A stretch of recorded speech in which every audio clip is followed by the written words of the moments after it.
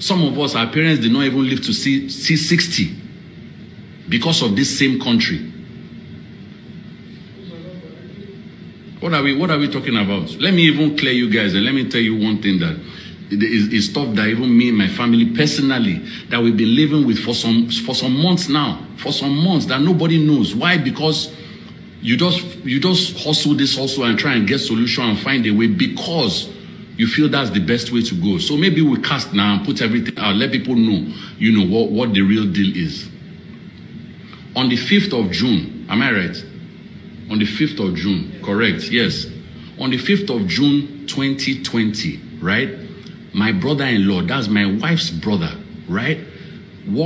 He walks, or should I now say walked, because he's dead. He walked on Marina, Sterling Bank building. Yes, he walks there. That's where because where he works, they manage buildings such as that all over the country.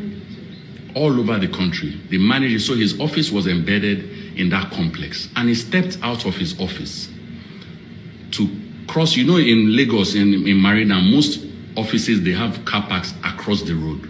No matter what kind of building it is, unless you have underground car park. He parked across the road in a car park.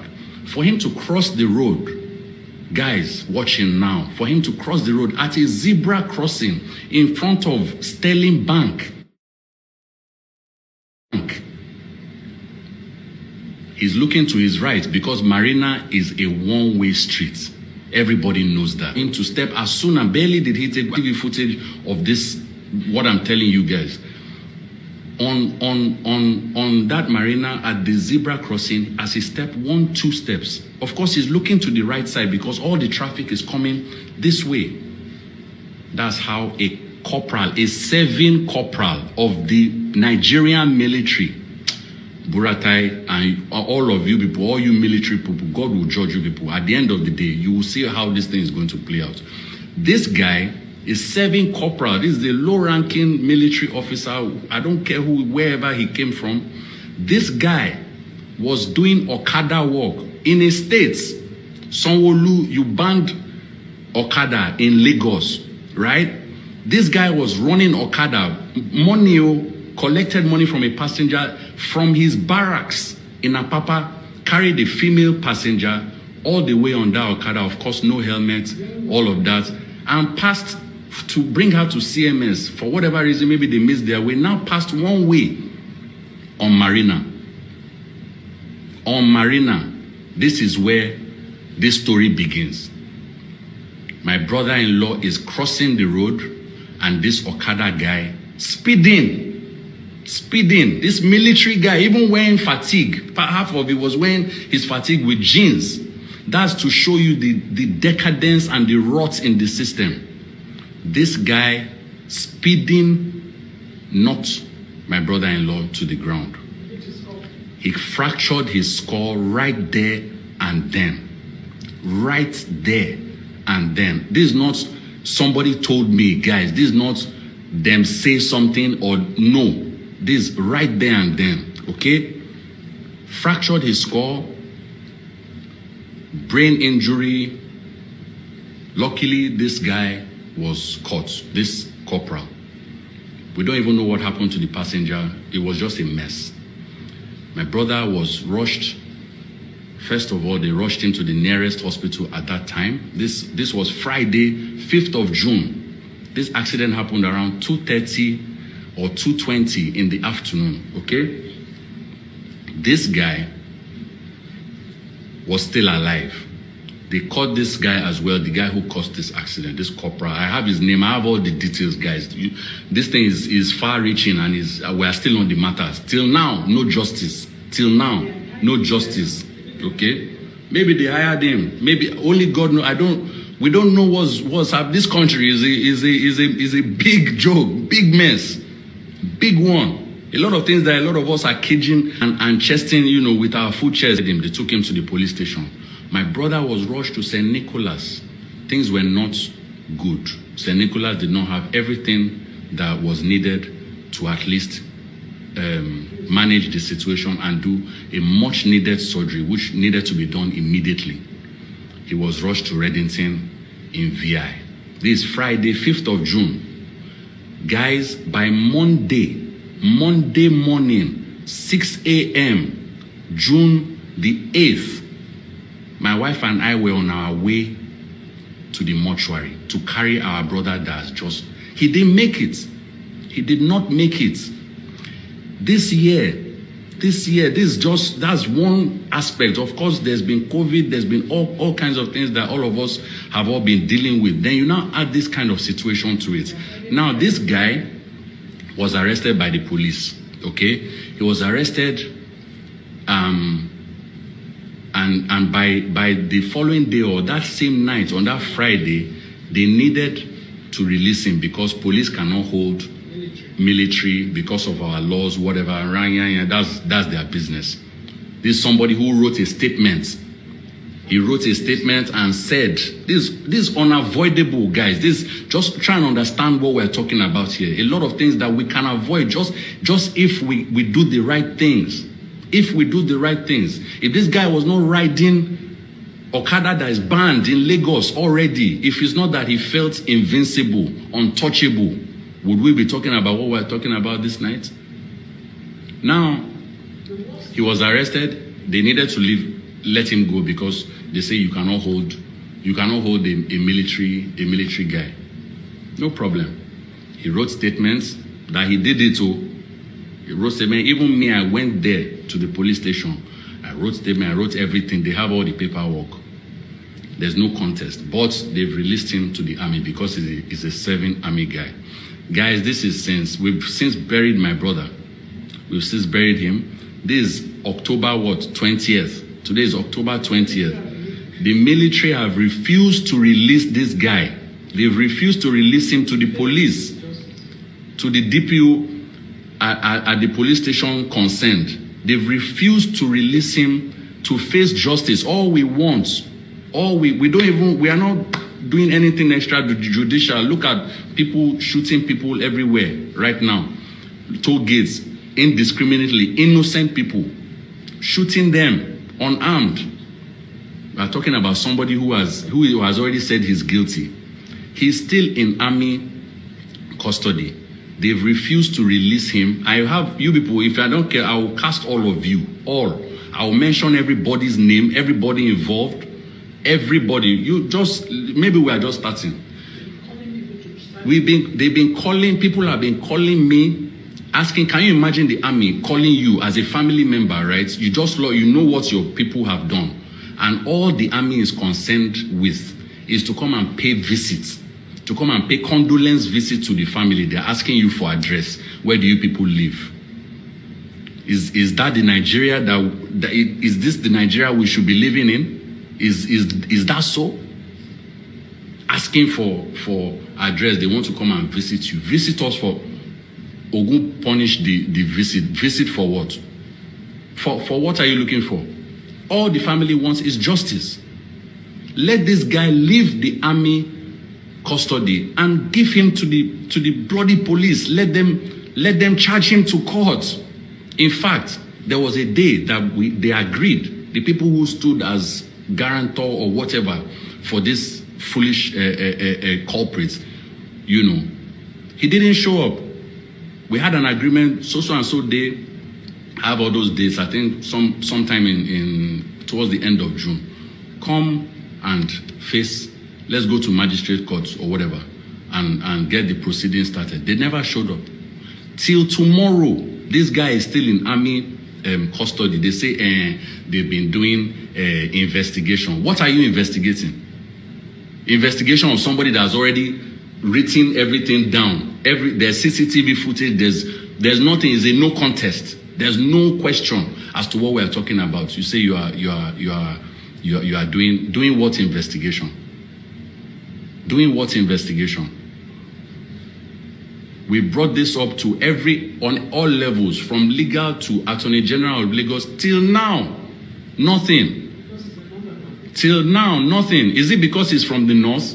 Is it because this particular person we're talking about is from the north? Is that what we should be thinking as Nigerians? Should it not be about good and bad, right and wrong? Police cannot touch him. Army have refused to give him over. We don't want anything extrajudicial. Give us what is our due. The family wants, it's simple.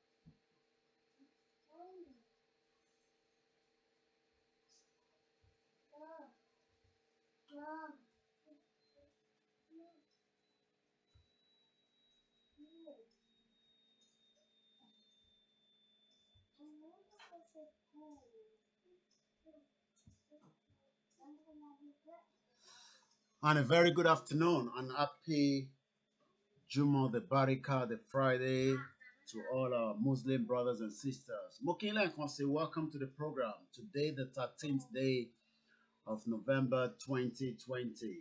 Very good afternoon. Welcome to the program. My name is Olayomi Koiki. A lot of you call me Koiki Media. I'm just one out of so many individuals, including everyone that is watching and commenting.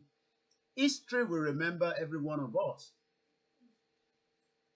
Whether we mention your name, some people will go through those messages 100 years from now. Just the same way, every day we go and review and look up to somebody's name that have died like 8,000 years. It will become the same thing after we have successfully worked tirelessly to get out of Nigeria. It's an open mic this Friday. It's going to be something different. I don't want to do the talking today. I want you all to do the talking. They are putting our live by now. Okay? Eh?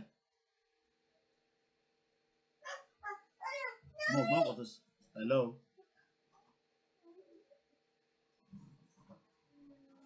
Those are my team working tirelessly in Ilorin.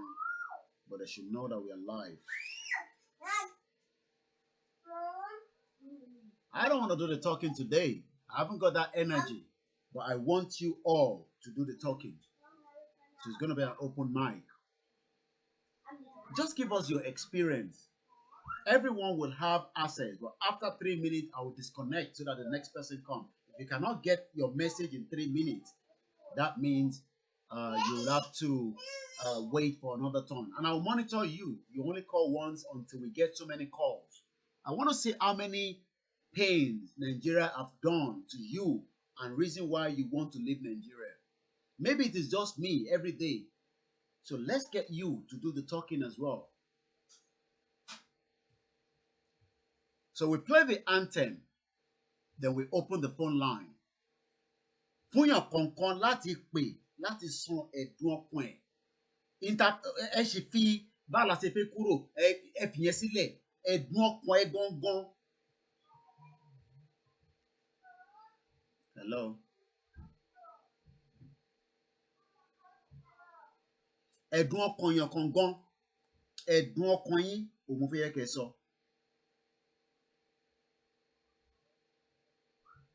So that we can be able to sometimes, when people are watching the replay, they can also understand why we need to leave Nigeria. Ṣẹ̀rí tí ẹ gbọ́lẹ̀ nǹkan yẹn, ẹ̀dùn ọkàn tiẹ̀ ló ń sọ yẹn. Ẹ̀dùn ọkàn tiẹ̀ òun lòún sọ yẹn. Ẹ mọ̀ pé tí kò bá sọ síta, àní rí lò bẹ́ẹ̀ yẹn. So ẹ jẹ́ kí ẹlòmíì náà gbọ́ ẹ̀dùn ọkàn. Má fi tẹlòmíì ṣàwáwí. Ìyí tí ó ń dùn wọ́n lọ́kàn gangan ni kò sọ.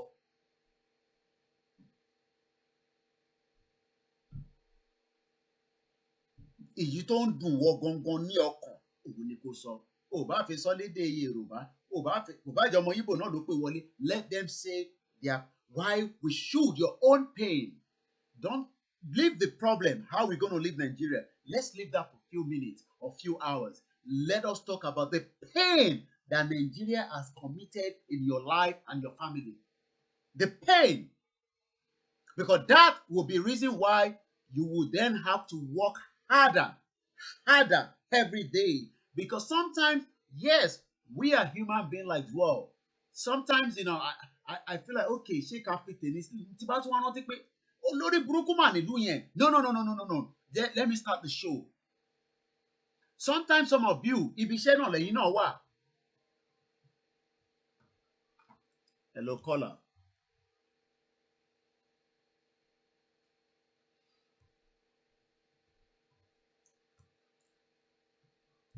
Nigeria, be prepared that they will tamper with the internet. You think this shit 419 government.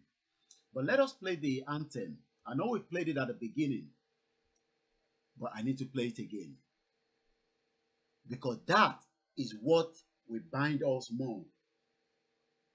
They were reading the national anthem. Does a Fulani man cares? No, they end up killing them. Let's hear the anthem.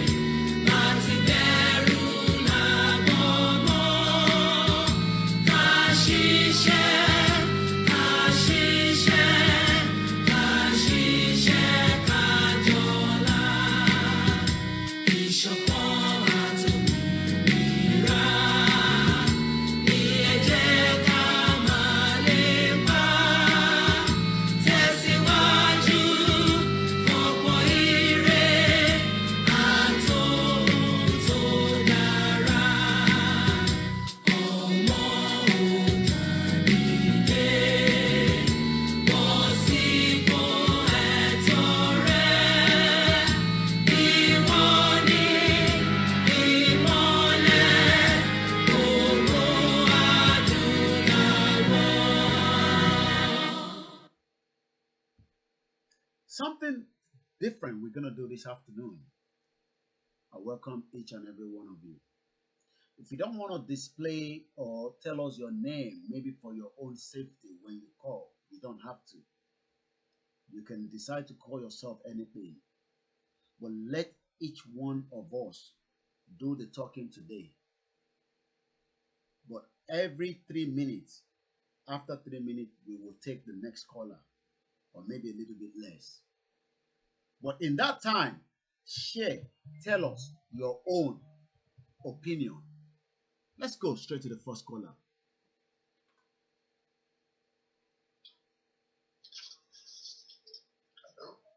Everyone's okay.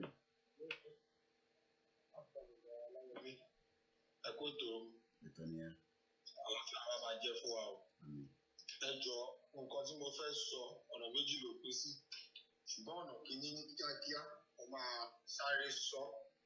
ṣe rí ó ní ètò kan tí mo wò lórí Yorùbá Odùduwà forum kan group forum kan ní alẹ́ àná. arábìnrin kan sọ̀rọ̀ ọ̀rá Òṣàtọ́lá bí Òṣàṣìlú kan tó sọ̀rọ̀ nípa ìṣẹ̀ṣe.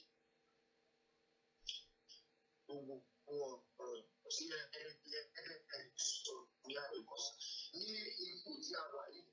Kì í ṣe kí èèyàn kan wá jáde kó máa fi ẹ̀sìn kan tako ẹ̀kan ní ọ̀rọ̀ tá a sọ ní ìsìn.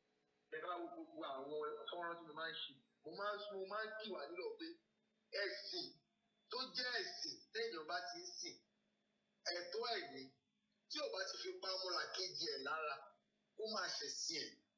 Ibi tá a wà ní ìsìn ọ̀nà bá ṣe máa gba ẹ̀tọ́ ọmọ Odùduwà tó bá lágbára ṣẹ̀ṣe lò fún wa. Tó bá lágbára kìrìsìtẹ́nì ló fún wa, tó bá lágbára mùsùlùmí ló fún wa, kí Yorùbá dá dúró.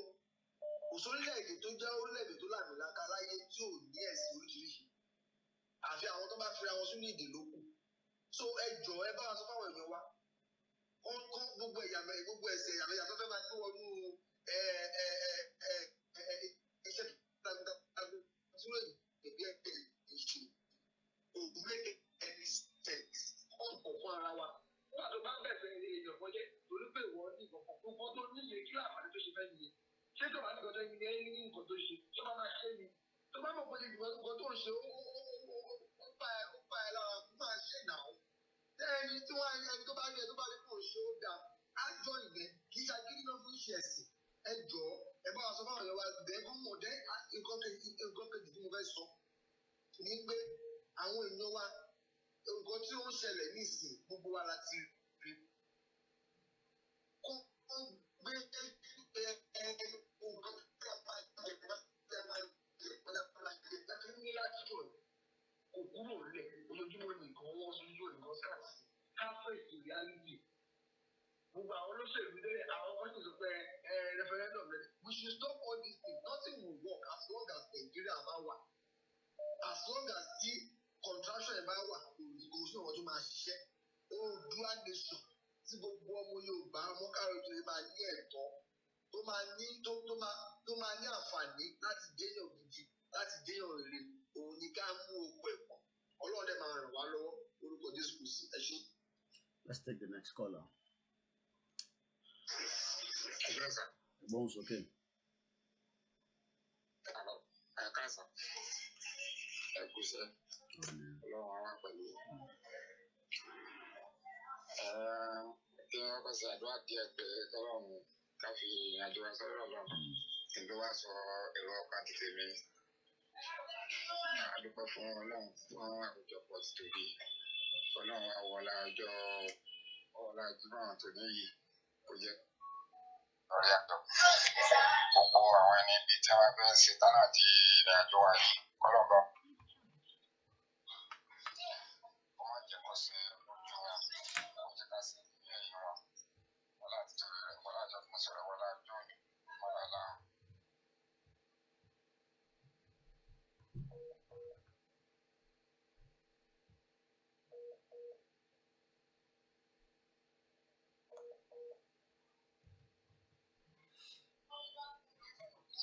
Àfọlá àjọ kan ṣoṣo rẹ̀ bẹ́ẹ̀ lápò náà gbogbo ààbò rẹ̀ tó tóbi tó nípa lórí yín kọ́nà náà bá fi dáàbò rẹ̀ bò yín. Àtẹ̀bí àtọmọ yín àti ara yín àti gbogbo àwọn tẹ̀ ń ránṣẹ́ káàkiri gbogbo ilẹ̀ lókèṣọ́n náà. Àbúrò náà ìṣọ́ náà ọmọ bá fi dáàbò bò wọ́n. Ọmọ jẹ́ kí apá ọ̀tá ọ̀gá wọn. Tí apá ọ̀tá ọ̀gá ká wọn ọmọ jọ ká ẹ̀yìn náà tẹ̀ jẹ́ ìdá wọn àti gbogbo ẹ̀yìn sọ̀rọ̀sọ̀rọ̀ pátá ní ọjọ́ náà yìí. Kọ́nà wọn fi kọ́ wá lójú tí wọn ó jẹ́ ká sì rí àṣeyọrí iṣẹ́ yìí. Ní ṣókí ní ọgbà ìṣọ́ka tẹ̀wọ̀n. Ìlú yìí ó yẹ ká ṣe kọ́nà tètè bá wa gbà ní. Kó lè tètè bá wa mú wa kó dìbẹ̀lì kọ́ọ̀sì. Mo lè sọ ní 2004 selection 2015 yẹn mo wà lára àwọn tí ó ń dìbò fún bàbá burúkú yìí. Bóyá ojú kùn bóyá wà láàyè kọ́ọ̀sì. Ó sì lẹ́kọ̀ọ́ ó sì máa rí ibi ti tèmi. Ọ̀lẹ́ ìgbà yẹn mo rí pé ẹni tí alárìbò tí ò wúlò yìí ó tún di next election náà same thing.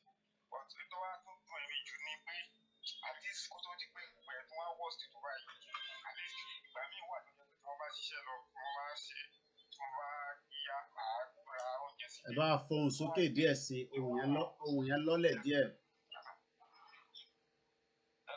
Ẹ bá wa increase volume yín látọ̀dọ̀ yín ohùn yẹn lọ́lẹ̀ díẹ̀. Okay. Setting one right. Yeah. So tó bá jẹ́ pé lọ́tọ̀ yìí àti wá ara oúnjẹ gàrí kóńgò kan sílé ó wá di ogun fún èmi àti àwọn fámìlì. So ó wá kún tí ó mú ọkàn mi náà sí pé pẹ̀lú àṣẹ Ọlọ́run àwẹ̀ tàdúrà Ọlọ́run máa kó ayọ̀ kó nínú. So kò jẹ́ bí ìrírí ti tèmi ní ṣókí kìlìbà fún àwọn ẹlòmíì ní ààyè.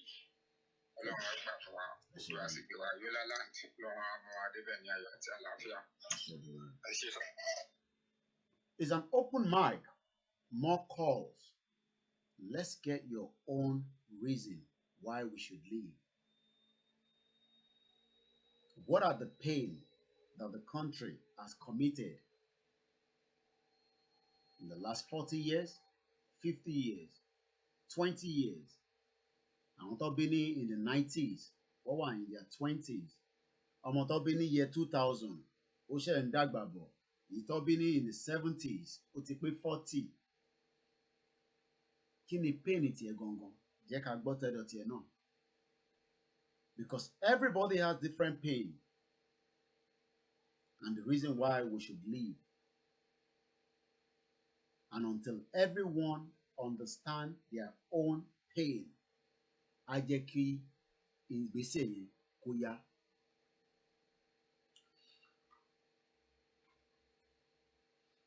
While we wait for calls, I'll play another video that we've lined up. A very good afternoon and welcome on board.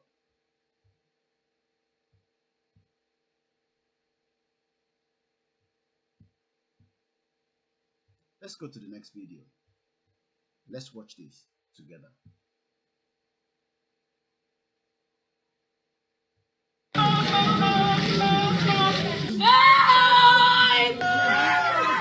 Wailing by relatives and neighbors of the two young men at the scene on Abalegbe Street Junction, Benin Lagos Expressway and Omoriyi Street, Iseo, Benin City. The bodies of the victims were covered as passers-by and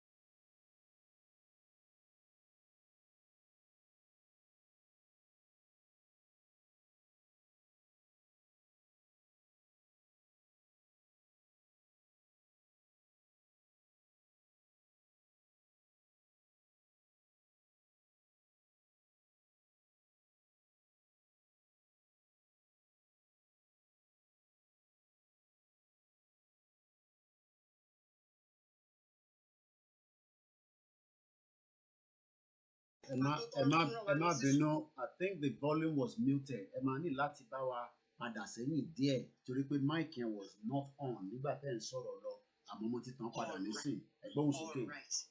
All right. Nǹkan tí mò ń sọ ni pé èmi as a graduate ni mo wò ríṣẹ́ ìgbà tí mo tún máa tẹ̀tà tún rí iṣẹ́ pé bóyá nítorí side ibi tí mo gbé pé Ìkòròdú side àwọn new site yẹn. Ṣé ń gbọ́ mi báyìí sá? Àgbọ́yé ẹ̀ wá ń gbọ́ yá tí ń gbọ́ yín bẹ̀rẹ̀. Iṣẹ́ ti máa rí òkè àjọ gbà ń pé àjọ agree pé ọmọ máa fún mi ní 25,000 naira. At the end of the month, kó tó fún mi lọ́wọ́ on the 12th month in me, another new month, wọ́n máa fún mi ní 6,270 naira. Ní pé kò sọ́jà, kò sí nípe nìkan, wọ́n ṣàbẹ̀rẹ̀ sí ní fún mi ní àwọn excuses tí ò jẹ́ new. Kí ni yẹn? I was like, kí lè lè? Mo kàn tẹ̀ rọra kúrò ń bẹ̀ ni pé ṣé bí èèyàn ṣe fẹ́ continue life èèyàn lélẹ̀? Àwọn á ní àwọn obìnrin ṣaṣẹ́wó. Báwo ni obìnrin ṣe báwo ni wọ́n ṣe ní ṣe wọ́n ṣàmà live àwọn náà ṣàmà jẹun. Tẹ bá ń wo àwọn tó jẹ́ bí ọ̀rẹ́ yín bí wọ́n tó wà l'Amẹ́ríkà tó wà ní UK tó ń sọ pé ìjọba máa ń ràn wá lọ́wọ́ bí bẹ́ẹ̀ ṣe níṣẹ́ nísìn kí lẹ máa ń rò lọ́kàn Network. All right, while we're still waiting for the caller to come back, there was a question I wanted to ask her.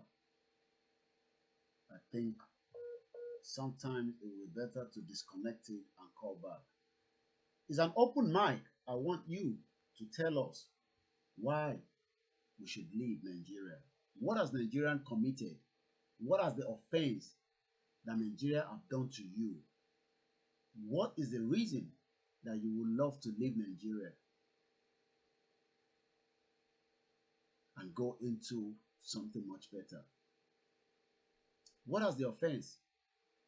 That is what we are dealing with today. Something different. I want you to be the one talking. Mo ń bí ní ìbéèrè kó tó di pé láìní yẹn lọ. In tí mo ń bí ni pé kò likely kẹ́ máa ní ọ̀rẹ́ bíi méjì mẹ́ta tó wà níta tí wọ́n á máa sọ fún yín pé bí ìjọba ṣe ń ràn wọ́n lọ́wọ́ lélẹ̀ lọ́dọ̀ tí wọ́n lọ́hùn. Báyìí tó bá wá ń sọ bẹ́ẹ̀, báwo ló ṣe máa ń rí lára yín?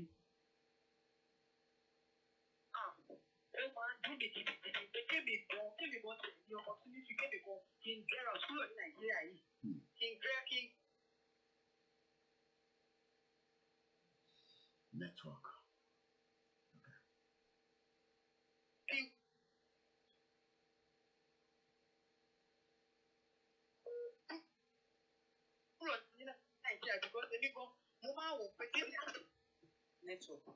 Ó ti padà. À ń gbọ́ yín. Hello, sir. Ó ti padà, à ń gbọ́ yín. Hello, can you hear me now? Yeah, loud and clear. Yeah, go ahead. Yeah. Ṣé mo tó máa ní pé báyìí làwọn ṣe ń ṣe ní ibi táwọn wà bí ìjọba ṣe ń help àwọn báwọn ṣe ń ṣiṣẹ́ táwọn dẹ̀ iṣẹ́ táwọn bá ṣe kò ṣe pé àwọn ń ṣe lásán báwọn ṣe ń ṣiṣẹ́ sí làwọn ṣe ń rí owó. Ṣé mo kí ni ẹ̀ máa ń dùn èmi náà lọ́kàn mi pé kéde tún sí láti get out kúrò Nàìjíríà. Hello. No, mo ti gbádùn yín. Mo gbọ́ nǹkan tẹ́ sọ. Yes, sir. Mo gbọ́ nǹkan tẹ́ sọ. So even though the line was playing out. All right, sir. Torí Ọlọ́run. Èmi support kí Nàìjíríà break o. Mo support ẹ̀. Oníkálukú lọ́ọ̀lù ẹ̀. Ká lọ́ọ̀lọ́ wa. Tọ́ba lọ́ọ̀lọ́ wa. Mo mọ̀ pé àlàáfíà á jọba. Hello, sir. Àlàáfíà á jọba. All right, sir. Ẹ ṣé gan ni. Let's go straight to the next caller. Hello, caller. Hello, sir. Ẹ̀gbọ́n sókè. Ẹ ká sọ. Àwọn ni Ẹ kú ètò. Ọlọ́run á máa wà pẹ̀lú yín. Àmín. Bí n tèmi pọ̀ mo ń pè láti Dubai. Bí mi pọ̀ kí n tó kúrò ní Nàìjíríà ní 2018. Mo suffer gidi gan o. Mo suffer gan. So ìgbà tí mo wá rí pé wọ́n ṣe program yìí pé program téèyàn gbọ́dọ̀ support ni. So fà sí pé mi ti ẹ̀ lówó dání but mo máa ń try láti share program tí n bá ti wò ìgbà mi ò ní sí ní. Kí ló gbé yín kúrò lọ sí Dubai ní 2018 nílẹ̀ bàbá yín? Kí ló dé tẹ́ kúrò ní Nàìjíríà? Wàhálà kò sí nǹkan kan ní ebi ni stubbornness yẹn pọ̀ gan. Mo bímọ méjì mo níyàwó kan kò sí owó tá a bá fi tọ́jú wọn. So mo máa ń ṣiṣẹ́ ní ibi iṣẹ́ kan tí wọ́n ń pè ní Yálè. So mo dẹ̀ tún máa ń ṣe ọ̀kadà mọ́. Màá ṣiṣẹ́ 8 hours parí, màá tún gbé ọ̀kadà, màá tún ṣe ọ̀kadà bíi 4 hours, 5 hours. Bọ̀ síbẹ̀síbẹ̀ kò ká. Gbogbo ẹ̀ cooperative ibi iṣẹ́ wa ni mo ti gba owó tí mo fi débí. Bọ̀ síbẹ̀síbẹ̀ náà mi ò tún tí enjoy ara mi náà. Mo sì ń san gbèsè náà sí ni. So gbogbo yẹn gan wá wù pé ó yẹ ká kúrò nílùú Nàìjíríà yìí. Láti ìgbà tẹ́ ti wá dé Dubai, tẹ́ bá wá ń wo àwọn ọmọ ìlú gangan, mo sọ foreigner tó wá struggle tó wá hustle bíi tiyín tó jẹ́ àwọn ọmọ ìlú wọn gangan, báwo ló ṣe máa ń rí lára yín? In fact, Jerry, mo ṣiṣẹ́ ní mọ́ kan tó ti ń taṣọ. Ọmọ yẹn ò ju ọmọ 18 years lọ. Ó wá ra aṣọ ní ọ̀dọ̀ wa, mo wá ẹ̀pẹ̀ láti bá gbé aṣọ yẹn lọ. Tẹ́ bá rí mọ́tò tó gbé wá. Obìnrin ni o. Tẹ́ bá rí mọ́tò tó gbé wá. Mo fẹ́ lè máa sunkún. Ó fún mi ní 20 dirham ìjọ yẹn. Mo kàn án báyìí pé ọba kékeré tí ò ju ọmọ mi lọ. Ló gbé adúrú mọ́tò ìwá. Ẹ̀fọ́ so many things níbi bí. Àwa Nàìjíríà dẹ̀ ni à ń sọ́fà ń bí gan. À ń jẹ ìyà gidi gan níbí. Tí ò kí ń ṣe kékeré. Àwọn díẹ̀ ló rí nǹkan mú jẹ ní. So many. à ń jẹ́ ìyà gidi gan ni kọ́lọ̀ kó ṣàánú wa kó jẹ́ ká délẹ̀ lérí. So ọ̀rọ̀ mi ò jù báyẹn lọ nínú tèmi nìyẹn ṣé gan sà. It's all about you today. It's not about me. Let's hear from you. Let's hear from you why you left Nigeria or why you are still in Nigeria and you think we should leave Nigeria. Let's go through another caller. Hello, caller. Ekasun.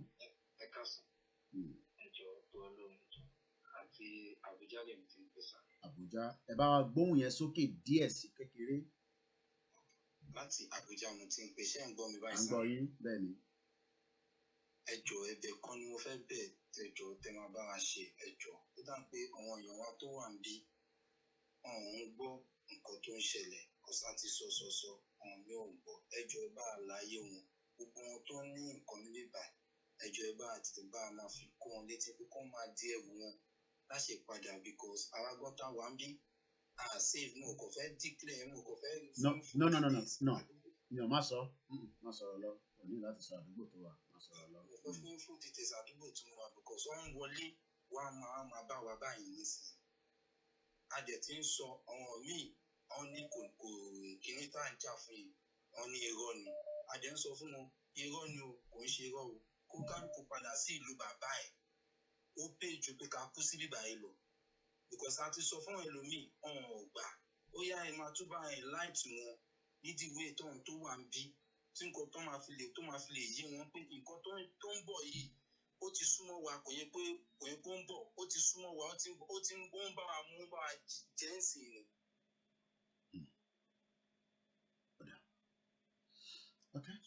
ẹjọ́ tó Ọlọ́run ẹ̀bẹ̀ ni mo fi wá a ti sọ fún ọ̀hún mi bíbá ẹ̀ gan-an alẹ́ náà mi fi ń sáko mi báyìí sìn àtọ́ ẹni tó yẹ pé a lè lọ ra nǹkan níta mọ́.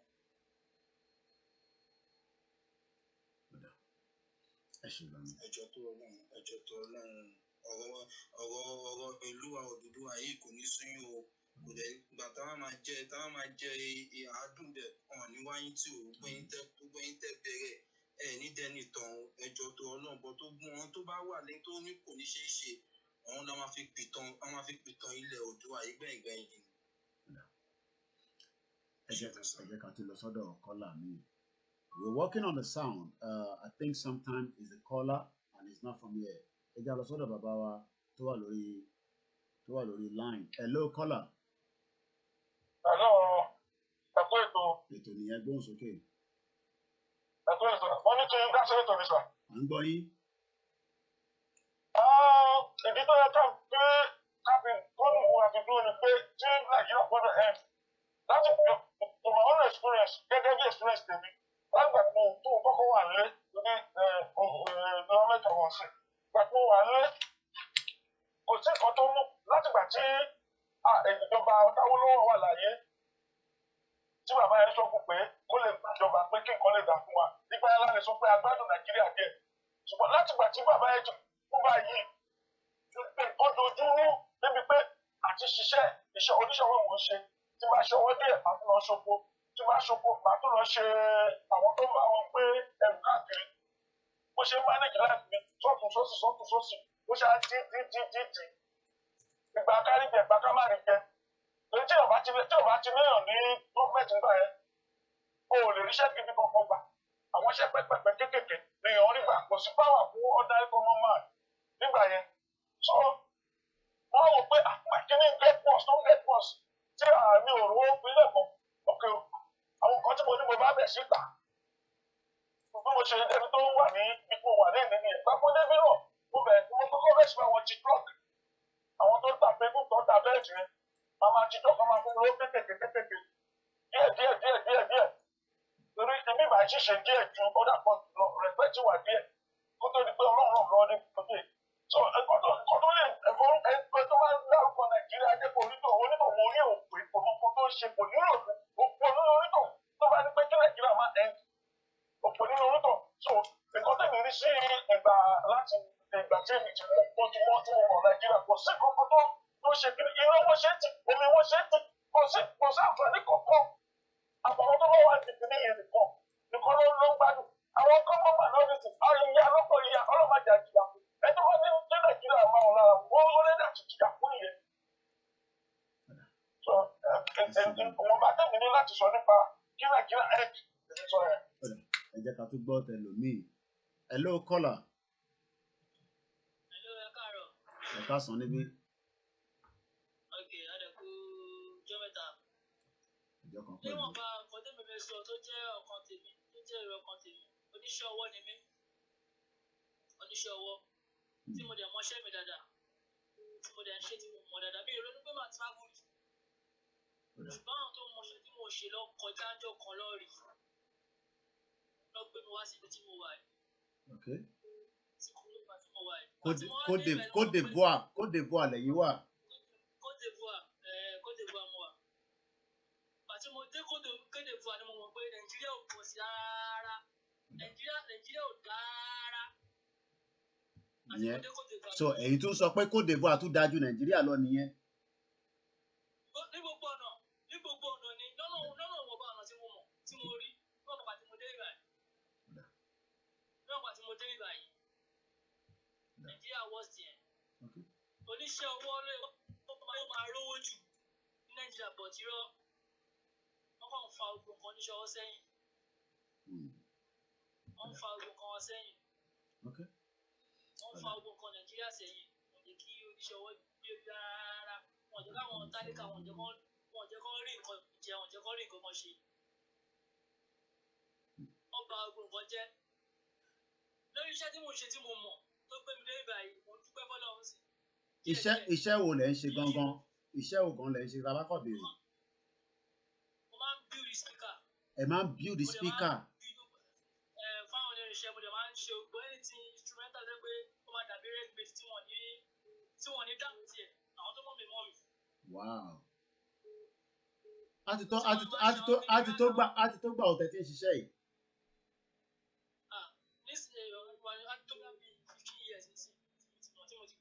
So experience tẹ ní tó yẹ kẹ́ lò nílé òun lẹ ń lò ní Côte d'Ivoire lọ́wọ́lọ́wọ́ báyìí. So tó bá jẹ́ pé ìlú dáa, tó bá jẹ́ pé wọ́n support yín, ó jẹ́ kẹ́yìn gan ti máa export.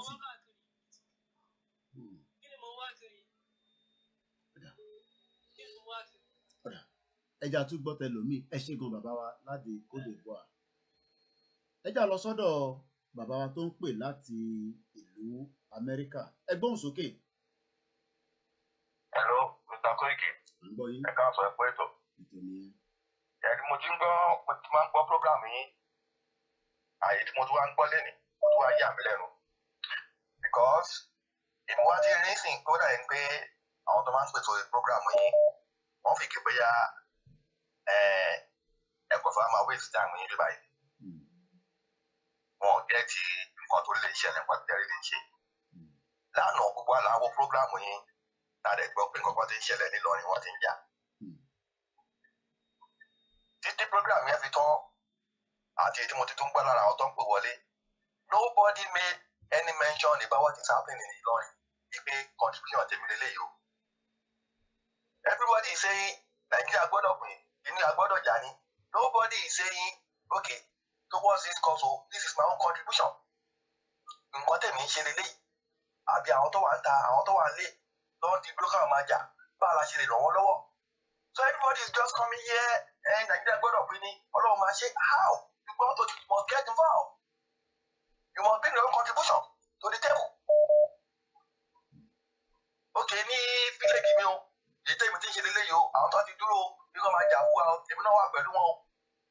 I'm contributing o, oníkálukú, bó tẹ̀ jẹ́ pé oníkálukú di ìlú ẹ̀mú ni. You got to get involved. Ìrẹ́tì ìgbà àwọn tó wà nílẹ̀ ní Nàìjíríà yẹn, tó ti dúró kọ́ máa jà. You must know what is happening. They're just coming here telling us Nigeria gbọ́dọ̀ pín, àgbọ́dọ̀ pín ní kí ni wọ́n ṣe? What is your own contribution? Mr. Koiki, contribution ti wọn nìyẹn. Kò yí sí lágbàáyé ọkọ tó ń ṣe ibẹ̀ tí you just come just talk. You want to hear your contribution. Àná tó sì ń lọ ní nǹkan tó ṣẹlẹ̀ ń bẹ̀ àti ìmọ̀ dítẹ́sì àti ìmọ̀ nǹkan tó ṣẹlẹ̀ báwo la máa ṣe get involved? Jẹ́rọ yẹ ká máa sọ. Jẹ́rọ yẹ ká máa sọ so àwọn people come peace mi ni. Nàìjíríà gbọ́dọ̀ pín o, àgbọ́dọ̀ pín o, ìyà jẹ wá. What is your own contribution? How are you getting involved in ó struggle directly. Ẹ jẹ́ àgbọ̀. Everybody got to get involved in this. Ọlọ́run máa ṣe, yeah, but we got to get involved directly. Ẹ jẹ́ ká mọ̀ wọ́n tá a ṣe.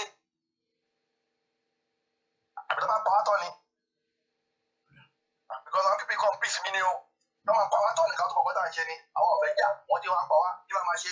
Àwọn Fúlàní tó ń jà yẹn, ẹni gbọ́dọ̀ fún ọ ní ọ̀dà. Wọ́n ní míṣọ̀nù ni. Wọ́n dẹ̀ carry out míṣọ̀nù wọn. Akọ̀débí akọ̀sọ Nàìjíríà máa gbé Nàìjíríà máa gbé what is your own contribution? How are you involved in this struggle directly? Ẹ sọ fún wa ká gbọ́. Ká mọ̀ bí tá à ń lọ. Ọlọ́run fún iṣẹ́ Ọlọ́run máa fún iṣẹ́ Mr. Akoliki. Have a nice day. Ẹ jẹ́ àtúntò gbọ́ ti ẹlòmíì. Ẹ gbóhùn sókè. Hello caller. Ẹ káàsán. Ẹ káàsán. Ẹ kú ètò náà. Ètò nìyẹn. Ọlọ́run á ràn wá lọ́wọ́. Èmi náà fẹ́ dá sí ètò ní sà. Ẹni kí ni contribution àbí kí ni àwọn ìrírí tàti ìrírí pọ̀ ṣe látòrí education la fẹ́ sọ àbí ìgbà tá a tún ṣe tán school jíjẹ mímu ṣẹlẹ̀ education lásán ibi tí wọ́n jẹ́ olè dé ìgbà tí dáàdì mi wà wọ́n ní ẹ̀kọ́ ọ̀fẹ́ Awólọ́wọ̀ làwọn jẹ ìgbà tó máa fi di ìgbà títí wá ó lágbára débi pé àti san owó WAEC ará àta ni mo ṣe lọ tó san owó WAEC mi nítorí ìlú tó le wọ́n fẹ́ pa education wa jẹ́ ọmọ pé àwa la lajú jù àwa la mọ̀ nǹkan tó tọ́ àwa Yorùbá àtúnṣe tán agbásọ̀tún gbásọ̀sí abẹ̀rẹ̀ business èyí tó burú jù ni pé Nàìjíríà tó bá ti bẹ̀rẹ̀ business báyìí bó ṣe máa bẹ́ẹ̀ bàjẹ́ lọ máa wá àwọn tó máa já tíkẹ́ẹ̀tì wọn wá báyìí tó bá rí pé ọjà ń grow sí èyí tí local government máa wá kíní kan revenue ó máa wá kò jẹ́ kí ìgbésí ayé rọrùn rárá. Tabadẹ̀ rẹ̀ tẹ́dé láti lóyìnbó ìṣẹ̀lẹ̀ máa ń dàbí ọba wọn á kó mọ́tò wọlé àwọn ọlọ́mọ akọ́lé tó máa fáìn jù kó tó di pé Ọlọ́run wá gbàdúrà wa náà nípa Ọlọ́run ṣe gbàdúrà wa ń bí náà kò tí ì tó nítorí pé ìlú ò rọrùn kò síná kò so ẹ̀tẹ̀ wo àwa táwa ń bí àlè sọ̀rọ̀ èyí tí mo kàn fẹ́ kẹ́ ṣe fún wa ní pé bóyá kẹ́ máa fún wa láwọn short videos ká máa send ẹ̀ sáwọn ènìyàn ká máa sọ reason tàbí gbọ́dọ̀ pín resources tá a ní bó ṣe máa sustain wa tá a bá pín torí ọ̀pọ̀lọpọ̀ tá a bá ń bá sọ̀rọ̀ yìí wọ́n máa ní kò lè ṣeé ṣe ṣùgbọ́n àwa mọ̀ kó máa ṣeé ṣe. Fídíò tí wàá ń lé nísìnyí a kò ní láti bẹ̀rẹ̀ sí ṣe mass production ẹ̀ so mo dẹ̀ tún fẹ́ má bá kan wá gbogbo àwọn tí afẹ́kọ̀ọ́ yìí sí pàṣẹ mọ́ lọ́balọ́ba ni o senate ni o àwọn orí Twitter wọn ká máa fi mẹ́sẹ̀gì síbẹ̀ pé ìdí ṣe mọ́ ìdí tàbí ṣe mọ́ lélẹ̀ kò ní sí pé bóyá ọmọ alẹ́ tí wàhálà bá bẹ̀rẹ̀ torí ó sì máa bẹ̀rẹ̀ èmi ò tí ì pa àwọn èèyàn dáadáa náà ṣùgbọ́n àwọn tó máa jà sí máa dìde ìgbà tó bá yá ẹ̀sà ara ni àwọn èèyàn ara ni àwọn ẹ̀yin tẹ́wà lọ́hùn lẹ́yìn gbádùn kò sí bára lóyìnbó ṣe lè sọ pé òun brook ó máa jẹ tàárọ̀ á jẹ tọ̀sán á jẹ talẹ́ ìgbà tí ìyàwó mi wá sí London ó níbi táwọn ti lọ jẹun pé ìyàwó barista ló ń ta àmàlà ń bẹ̀ bóyá ní àmàlà £1 kìíní kan ó ní òun ò lè jẹ the same thing tó lọ Dubai òun àtẹ̀gbọ́n mi ó ní bẹ́gbọ́n mi ṣe bọ́ ṣe wọnú ilé ọ̀nkù mi ẹ̀ ló sáré mú fóònù ẹ̀ pé ajá jẹ́ ṣáàjì fóònù ẹ̀ ayọ̀ jẹ́ ṣáàjì yẹn ẹ̀gbọ́n mi ọ̀nkù mi ní múná lọ bí báyìí ibi tí mo wà yìí tí mo ti ń pè yín sí àti níná ti tó 5 days à ń sanwó ná pẹ̀lú ìjọ tó bá ń múná wá ìjọ ẹ̀ lọ́ máa gbé ládà kiri tó máa jà ṣe é rí pé frustration èèyàn gan lè commit suicide tí ó bá ṣe pé èèyàn strong àmọ́ àwa náà èmi náà contribute ní àdúgbò tí mo wà mo ń kó àwọn èèyàn jọ mo educate wọn torí kò yí ọ̀pọ̀lọpọ̀ sá ṣùgbọ́n mo jẹ́ kó mọ̀ pé resources wà tábàdá dúró èdè ṣèbí torí mo gbọ́ Yorùbá ni mo ṣe pè yìí tí bá gbọ́ mọ́lá a máa ṣe nàgónàgò kò ní yé wa èdè wa tó bá papọ̀ tí gbogbo ìsìn nínú ilẹ̀ Yorùbá ẹ̀sìn ń ṣe problem wa àwọn Fúlàní fẹ́ fi ẹ̀tàn wọ́n fẹ́ gbé ọ̀nà ẹ̀sìn wọlé wọ́n lè sọ pé àwọn kan ẹlẹ́bọ ni wọ́n míwà irọ́ ni àwọn náà ẹlẹ́bọ làwọn náà nǹkan táwọn bàbá wa ń ṣe yẹn àwọn kan ní upgrade ni bó ṣe ń kírun àwọn náà ní àwọn nǹkan tó ń ṣe nísàlẹ̀ táwọn bàbá wa kọ̀ fojú hàn ní táwọn pamọ́. Ṣẹ́sà nílẹ̀ Yorùbá ẹ̀sìn ń ṣe problem wa àwọn ò kì í jàjà ẹ̀sìn. Àwa oníkálukú àfira wa lẹ̀ kí oníkálukú máa ṣe tiẹ̀. So níbi nǹkan tá a fẹ́ ni Ọlọ́run wa ràn wá lọ́wọ́ gbogbo bàtà mo mọ̀ pásìkò sì máa tó ná a máa gbára wa wọn ò ní gbalẹ̀ Yorùbá mọ́ wa lọ́wọ́ Ọlọ́run máa fi yọ wá. Ẹ̀yin náà ojú òní tí yẹn o tó bá jẹ́ kẹ́ sì jókòó lọ́hùn for now ẹ jókòó torí pé Ọlọ́run ò ní jẹ́ wọ́n fẹ́ máa target yín ẹ̀yin ẹ jókòó ṣùgbọ́n àwa táwa ń bí ìrànlọ́wọ́ tẹ bá lè ṣe ẹ gbìyànjú àwa tá fẹ́ jáde ikú kan ló máa pààyàn ó dẹ̀ ṣe ṣe a lè ní lọ́ọ̀kì ká má kú ṣùgbọ́n àwọn ọmọ wa ọjọ́ iwájú wa culture wa tradition wa la fẹ́ jà fún ojú òde tí wàá sà contribution tèmi nìyẹn. ẹ ṣe gan ni. Yes, sir. ẹ ṣe. ẹ jẹ́ ká wo fọ́nrán yìí part of the stress of the country. Let's hear this. Hello, assalamu alaikum. Wallahi language. I swear my life, this is not even.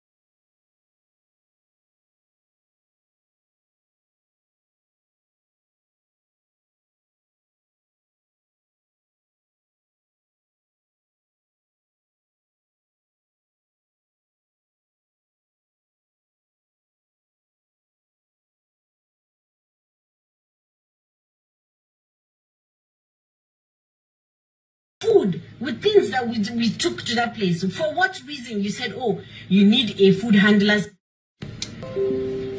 Gosh. Hello, assalamu alaikum. Wallahi luggage. I swear my life, this is not even, it's not the day. I'm exhausted, I'm tired.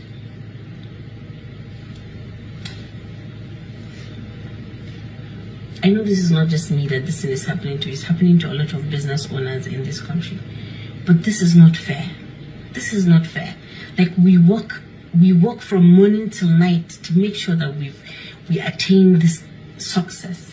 We make sure that we help these people that work under us. I mean, you can't expect us to be doing business and at the same time every bloody day these Amak people will come and frustrate you. Like they went to Gwarimpa branch this morning. It is a restaurant that has a bigger branch. The main branch is in Buseitu. You come from nowhere, you just go to the other branch and seal it. And you sealed it with the people inside plus customer. Why would you seal a restaurant with people inside? Why? With food, with things that we took to that place. For what reason? You said, oh, you need a food handler's receipt.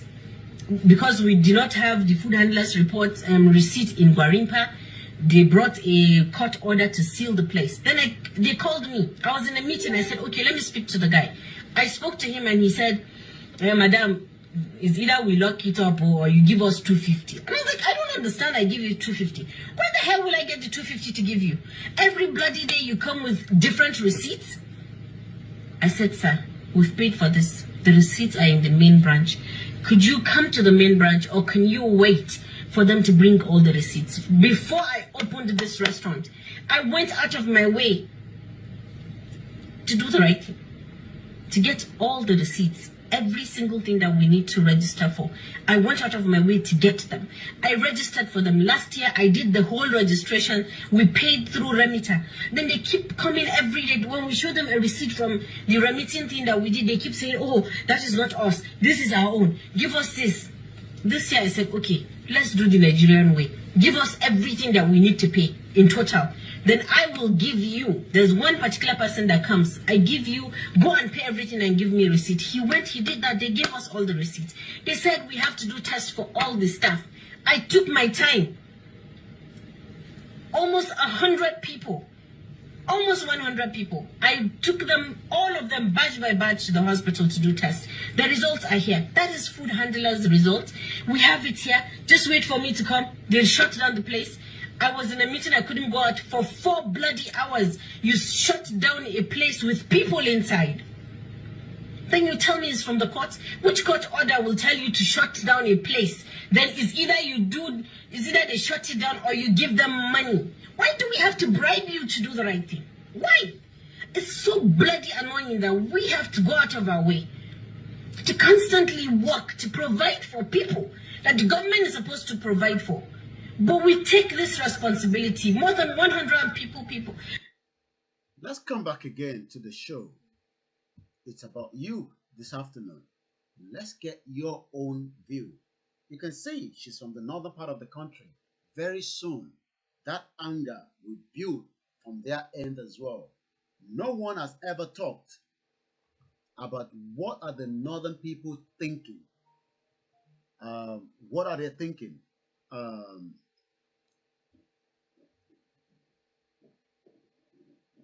Hello? You're on the program. Yeah, we're on the program, yeah. Yeah, I want to contribute to. All right, go ahead. Okay. I mean, my own anger to Nigeria. Yeah. Personally today, Many people are having high blood pressure. Many people are sick today. You know why? They told us God will do it. What government is supposed to do as their responsibility to the society? They have frustrated the life of to the extent that they are no longer expecting anything from the government. Now you see people morning, evening, night, going from Monday to Monday, going from church to church, thinking a miracle will happen.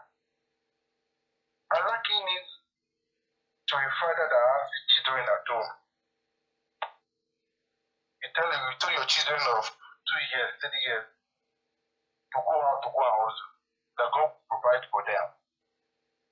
Not being plain to them that you are the one that is not responsible. Now, you see, many people today will now come to you. God has said that. Imagine the manpower hour that has been wasted on a daily basis. Praying for what the so-called government is supposed to have put in place for the citizen. I know in the process of people waiting, it may no matter per se. In the process of waiting, losing hope, expectation, one year BP, 1 year hypertension. Before you know it, time to want it law. Their children, to hand over the lorry, will be in the same platform. Now, when you now see your colleagues, your mates, that were able to travel out of Nigeria, or we teach you to work, and you are working machine. Your life will not be like seed. The one that fell on the rocky soil, the one that fell in the midst of the storm, the one that fell in the midst of the good soil. Some of you are working, but one will be more fruitful than the other. So our federal government internationally, they are wasting the life of Nigerians by making them to be unproductive, by giving them an unconducive environment. Meanwhile, what is supposed to be productive to produce, this government will go outside and be enjoying it. I'm also playing in liquid Oloma Shifuin. Our campaign in 1999, road and water. 2003, I'm actually for you. 2007, I'm actually for you. 2011, I'm actually for you. 2015, I'm actually for you. ọdún mélòó la máa lò láyé tó pé frustration yìí now àwọn tó ń nífẹ̀ẹ́ lọ síbẹ̀ àwọn máa dúró pé tí Jésù bá dé ìgbà yẹn la tó máa gbádùn ayé wa. Meanwhile, àwọn tó travel out they live heaven on earth and if they die when the heaven comes they will enjoy it. Intentionally, God meant to make our own life here to be hell for us on earth. I don't know why they are so cold to us. Kí ẹ mọ̀ ìyà ọ̀dájú.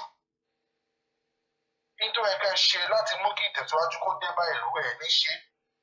Ẹ wà máa fi wá ṣe now they are waiting for 2023. Hello, between 2021, 2022, what are the developments tó máa dé bá wa? Abi, what are they campaigning for now?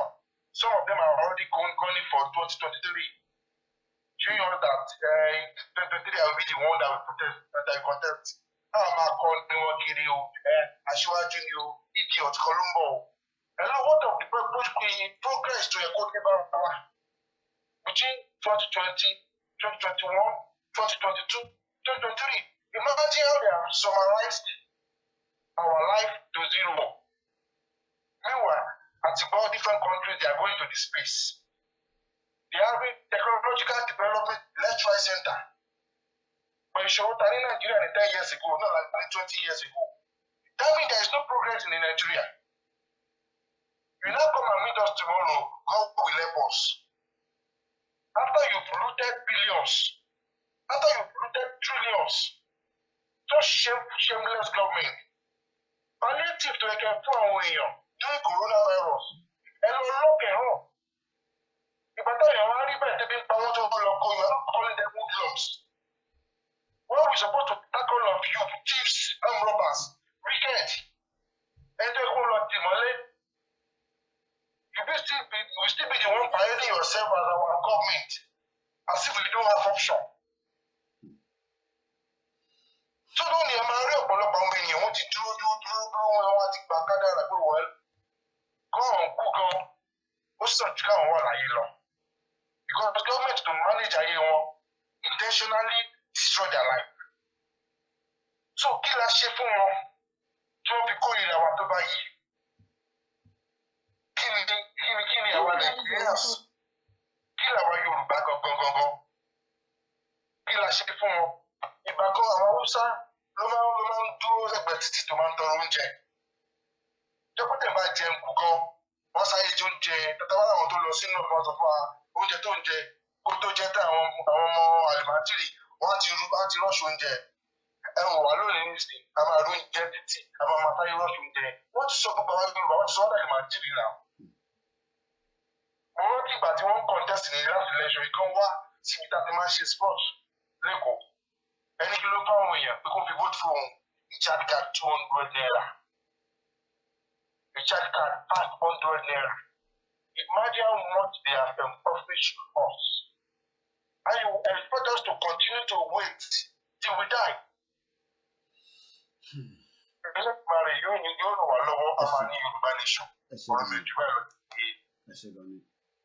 What a very painful one. Let's hear this video. We'll come back. It's about you today. What is the pain? But let's hear this video. A very good afternoon to those of you that have joined us. Welcome on board. Let's hear this video. Let's tune the scene. Okay. Let's take this call before we go into that video. Hello, sir. Hello, caller. Everyone's okay. Go ahead. Yeah, go ahead. Hello, good afternoon. Good afternoon. Can you hear me, sir? We can hear you. Yeah, good afternoon, sir. Yeah, thank you, sir, for the program. I'm calling from Italy. Go ahead. Thank you for the program. And what the brother was saying just now, when he mentioned, he said 2023. We can't wait for that 2023, my brother. Okay. All of us have been outside for 60 years. How long are we going to wait? How many years do we spend on this earth? How many years? How many years do we spend? The people that have started it now, for that 60 years, many of them have gone. We cannot wait for our children to come and face that say this is problem again. No. We should take a child now as we have started. Let us continue. You understand? And also, I want to ask you when the second wave of starts, we have to do something. We have to do something. We can't wait for these people, for a group of people to be using all of us. Look at the other one. He mentioned, he called Abidjan just now. Abidjan is far better than that country. That most of these West African countries are more far better. You see, Ghana is only one man that do something. The only one man did the wrongs. How long can we go to start preaching? We are all moving there without action. Let's go do what we're supposed to do and get our peace. All over, we don't have respect. Look at the other one. You were talking just now. He can feed speakers. He can use speakers. Many of us we are agents. We are intelligent. These are the things we should do in our own nation, but we outside. All of us in the outside. Please, I'm begging. Let us take over our place. Let us do something now. We can't wait for that 20 million. No, we can't wait. It's too far. Please, I'm begging. Please.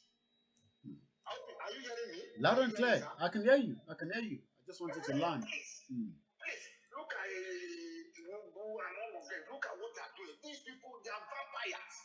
They don't have us in their mind. They don't have us in their mind. They don't have us. They creep all of us. They creep all of us. Please, we cannot bear all these things again. It's enough. Enough is enough. Enough. All this call they are calling, all this it doesn't make sense. You mentioned 2023. We are mentioning something now. You are mentioning 2023. Please, let the place be divided. Let them divided. Let is it what you call? Let them divide. That is only the solution. Many are mentioning responsible. What is responsible? What are they responsible? Let them divide. What they go? Same determination is what we need now. Same determination. We are many countries now. Where now? Can you tell me which country now where you don't have the cities of that country? Where? Which country? We're all over the world. All over. How many outside do you see here? How many Fulani police outside here? Oh my husband, the way we are hustling. How many? Okay. They are there. They are playing with our words. That land is well blessed. Look at what is happening in Obibo. Nobody is talking. All those people that do are they not human beings? Look at Lekki. We all know the truth. We know the truth. In Sanwo-Olu and Tinubu, they are the ones that kill those people, and they will pay for it. They will pay. We are not going to split them. See, let me tell you, all this the demonstration that we see. If senator or governor they didn't go down, they won't respect us.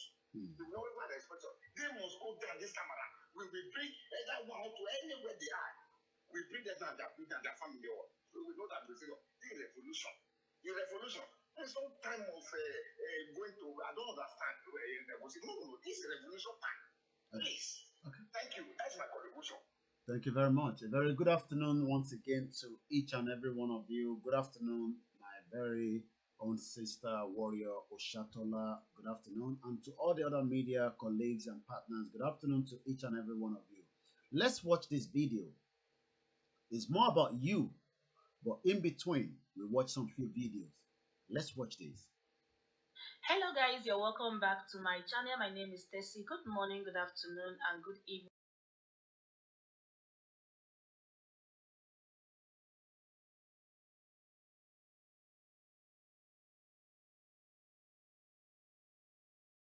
And what this man, like, I'm going to let you all watch the video for you to know that these people, they knows what they are doing. According to him, he said if they don't meet the demand of the NSAS protesters, that if they escape this particular one, that the other one coming may be inescapable. I'm just going to let you all watch the video so you can hear it yourself. But please do me a favor by clicking on the red subscribe button down below to subscribe. Also on the notification button. In that way, anytime we upload a new video, they will notify you. And I pray that the same way you all are supporting me here in this channel, God will definitely send people that will support you in whatever you are doing in life, in Jesus' name. Amen. So you take a look at this video. I believe that we need to not only look at what we did in 2020, but approach the 2021 in a very practical way. Recently, we had some of our youth protesting. Some of them very genuinely, they were seeking the attention of leaders, and they got the attention of leaders. So our budget, especially for 2021, should be mindful of what we do to provide employment opportunities for this youth. We have to pause that so that we can. Okay, I have to go ahead with the video. They demonstrated, they protested because they could do so. There are so many other people who may not be youthful, but are also in the same need. And they didn't protest. Let's meet them where they are. We don't have to wait until they also start to grumble or protest.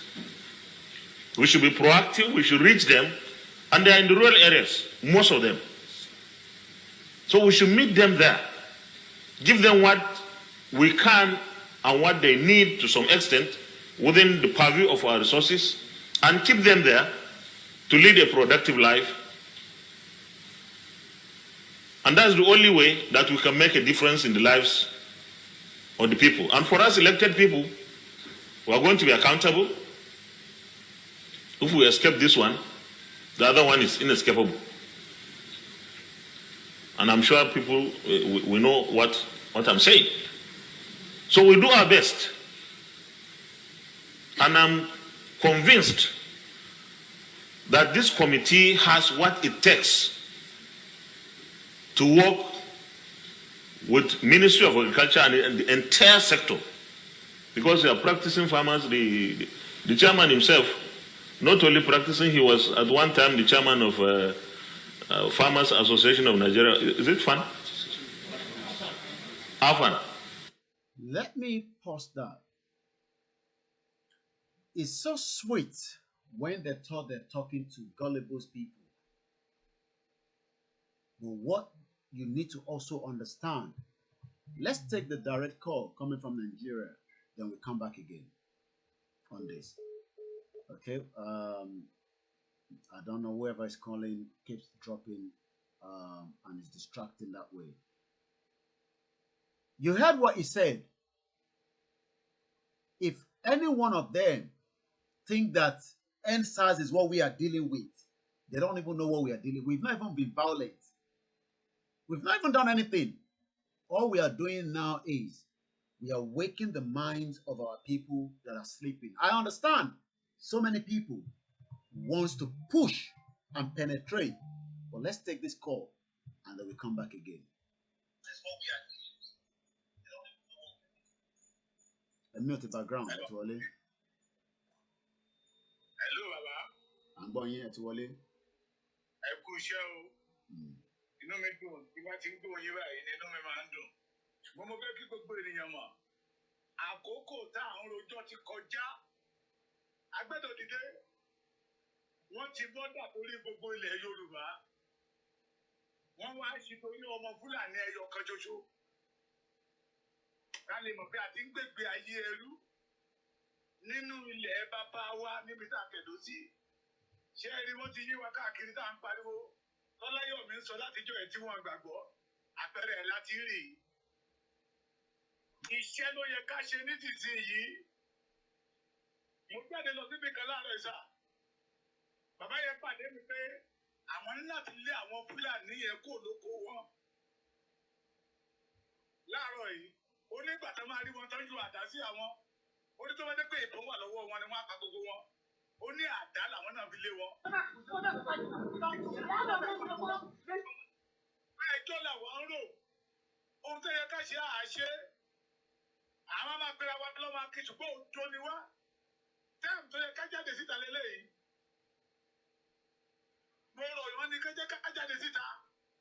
Dangote tó ṣí ọ̀nà fún ká má gbàgbé pé kì í ṣe sìmẹ́ǹtì nìkan ló máa kó wọlé kì í ṣe ráìsì nìkan ìbọn wà lára tí Dangote máa kó wọlé kò ṣàdédé wá kọ́ rìbánáírì Èkó wọ́n fẹ́ gba Èkó ẹni tó fún mi ní information sà ìlú máa tó kú nílẹ̀ Yorùbá náà mọ̀ pé táwọn bá ti gbà Yorùbá ti paralyze nìyẹn Èkó wà lára wọn Ìjẹ̀bú Òde wà lára wọn Abẹ́òkúta wà lára wọn Ìbàdàn wà lára wọn Ilé Ifẹ̀ gẹ́gẹ́gẹ́gẹ́ tá a kílèmù pé ibẹ̀ láti wá wà lára wọn Oǹdó wà lára wọn Ìlọrin wà lára wọn àwọn ìlú yẹn pọ̀ dáadáa wọ́n dẹ̀ dárúkọ àwọn ọba mẹ́jọ tó ti lọ bá àwọn Fúlàní yẹn ṣe mítìn tó ti sign agreement yẹn tábà yìí dúró de àwọn bàbá yẹn tábà yìí dúró de àwọn bàbá kan Ọlọ́run ní jẹ́ àjíyà kẹ́yìn ayé wa mo rọ Yorùbá kẹ́jẹ́ ká dìde mélòó lára wọn báwa ṣe ń bẹ̀rù wọn làwọn ń bẹ̀rù wa náà mo rọ gbogbo ọmọ Yorùbá tòótọ́ kẹ́jẹ́ ká dìde àkókò ẹjọ́ ti kọjá lọ kẹ́jẹ́ ká dìde ká ṣe tí irú àwọn ẹ̀ bá ti kú àwọn ọmọ wa lè jèrè iṣẹ́ táwa ṣe ṣèbá Amẹ́ríkà lọ́dọ̀ tẹ̀ ń sá lọ ṣèbá àwọn bàbá àwọn tó wà bẹ́ẹ̀ ló ṣiṣẹ́ rẹ̀ kí ló dé tọ́mọ ọmọ 60 years ọmọ 80 years nílẹ̀ Yorùbá ń sá kúkú tó ṣe bẹ̀rù ikú àwọn bàbá yẹn wọ́n bẹ̀rù àti sọ̀rọ̀ ká má bàa gbé wọn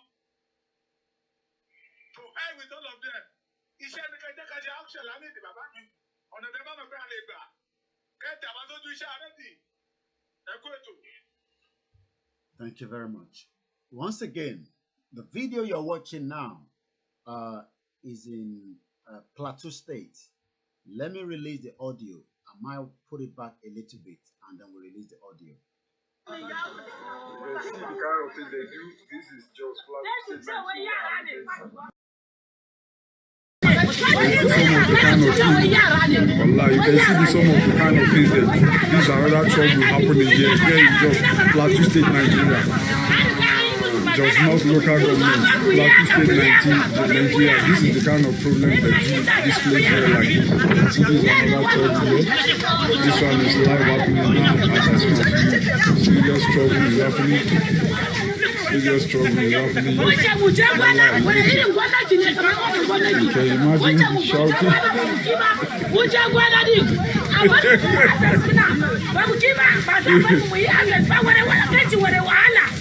This is the kind of thing. This is the kind of thing we're talking about. You can hear. This is the kind of.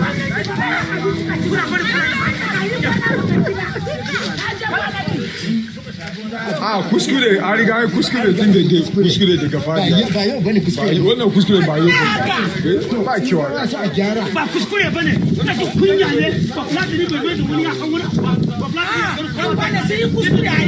Shi mu kuskure ba yau bane ai.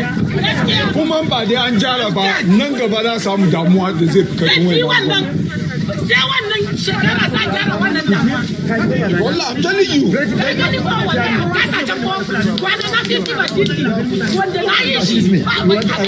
want you to listen to me here. Bring your attention to me. Ba komi ya kamata mai goyi mutane mutane tambaya mun isa kana nan wallahi a cewa gonan na ta ne sai kuma ku san abinci bane ku san daraja abinci bane yace ku ya ku kullum muna tare da su a nan so ni abu ya ban mamaki ka gane daga cikin gida na ji ihu nace to me yake faruwa wannan mutane ba na san ba da kai bane mun san an ce wace yaro ne magana slash wo da bane idan ba mutane ka samu kwashi ta ba garin a hannu fiya nan kana shiga I'm sure you'll be trying to figure out in your head, how did we get here? Ta ló fún wọn ní so much confidence? Táwa wá di pé à ń wá confidence. Ṣé mo pé confidence lánàá ń try láti build confidence àwọn èèyàn wa. But àwọn ní so much confidence. Kí ló tì wọ́n lẹ́yìn? Kí ló fún wọn lágbára yẹn? Kí ni confidence tí wọ́n ní tí wọ́n á kọ̀ wo oko lóko wá dẹ̀ dẹran wọnú ibẹ̀? What has given them this confidence? But we are still saying, let's build the confidence of our people. And I remember because someone sent me one of the video we did before. Let me move away from this scene. And when I looked at that video, I'm not sure what month or what part I did that video, but someone reminded me of that video in one of the groups. I saw that video. I will play that video. This was the beginning of when this agitation awareness started. Someone caught that video. Let me now play that video. Do we still need to build more confidence? Remember, we have not even asked you to go into the violent side. But what is still something that we are scared of? Let us play this video. I'm sure you will see the background. It's different from what we are using now. This was when we started. Until every one of you started watching. And I started crying out that we needed a laptop, we needed this, we needed that. And I said thank you very much to those of you and every one of you that continue to contribute. I am a media person. And I'm using my media to make this campaign on behalf of every Yorubas. So when I come and say donate to the media, it's because media continue to seek support. And moreover, I am not doing anything more than this. Day in, day out, I'm not doing anything. I could have done something, but will I give the energy and the time and what I'm doing now? This is what we are asking you. When people say, you are literally still waiting for command when you know what you can do. When people say, Kilamache, command, when you know the step that you can take. When people say, Kini, the next step, is because Fulani does not need the next step. But Yoruba people, we want to know what is the next step. Let's play this video to remind ourselves what I said some few months back. That country is nasty, where you don't have freedom.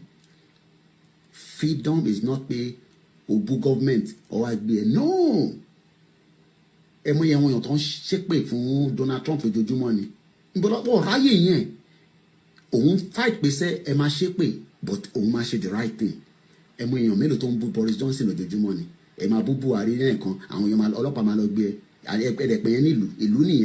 I'm beefing you up with confidence. That is what you guys need at home now. It's nothing to be scared of. This is part of what we are prepared for you. Let me just show you some of what I have laid down here. But I need that music to be going because, you know, when I'm talking like this, I want something going underneath as well. Bear with me, guys. We will do you that you have confidence. It is your right to say that you don't want to be part of Nigeria anymore. Yes, you are still inside it, but you are saying that you are doing a movement to come out of it peacefully. We are not telling anybody to go and damage anything. We are not telling anybody to go and kill anybody. But we are telling people to have confidence. Emani confidence. Don't think because we are outside, that's why we have the confidence. It's because we know what the international community asks for.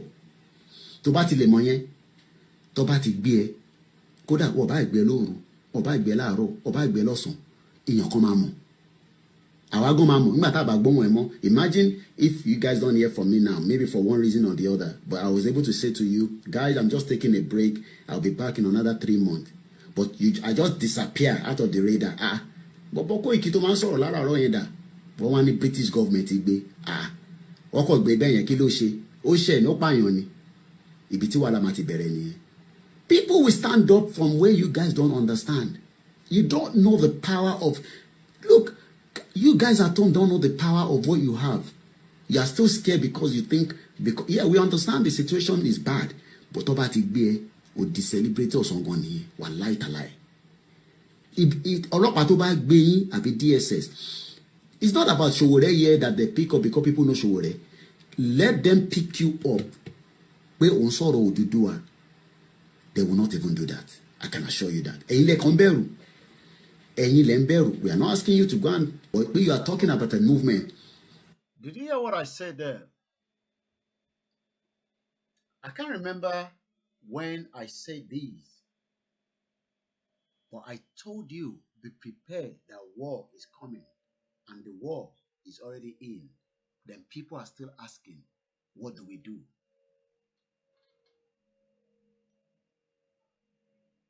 They still want to know what they should do.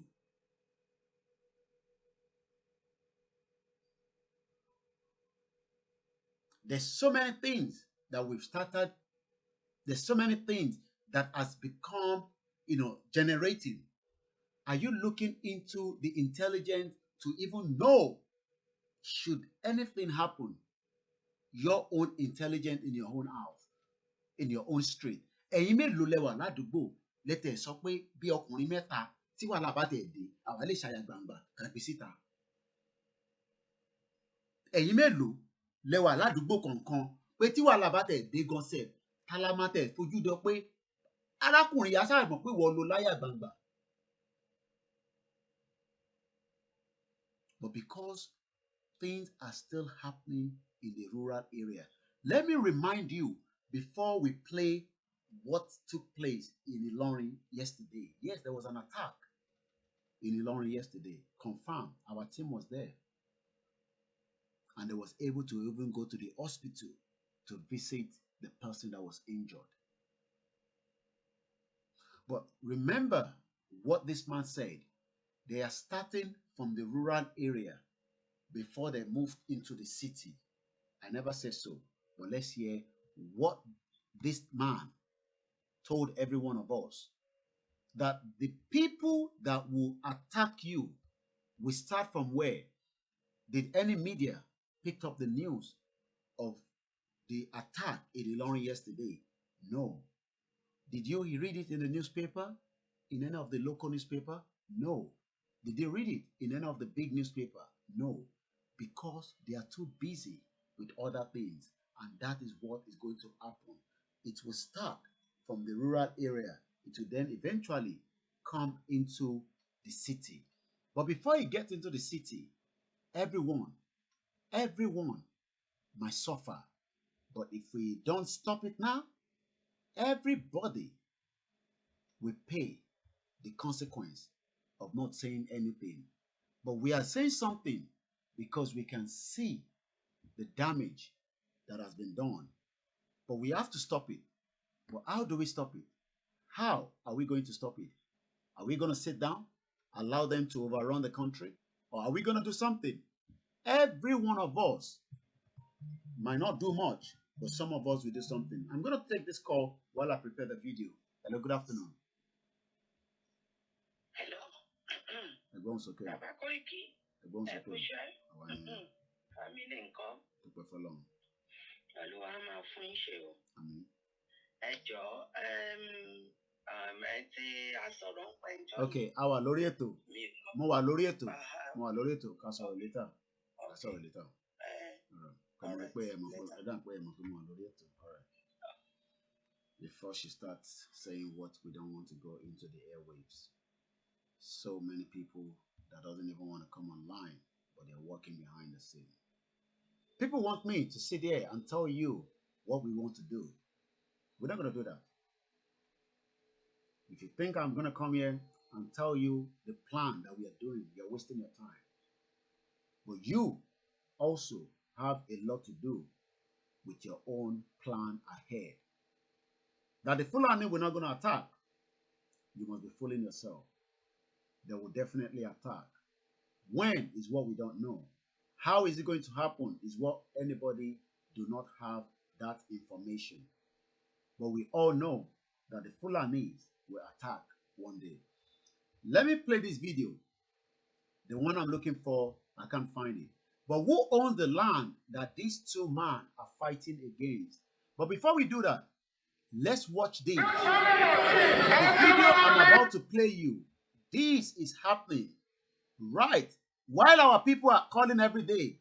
Every day they are calling. Hundreds of Armenians have gone into the government building. They've occupied it. You can occupy the Lagos House of Assembly and allow it to be shut down. If they have to kill you, let them kill you. But you are waiting for us to tell you, oh, because the NSAS, what has the NSAS got to do with us? We want a Yoruba self-determination, and we can shut it down from state to state. But ẹ̀rù yẹn ṣì ń bá gbogbo yín, ẹnu yín dùn, kẹ́ pè sórí show.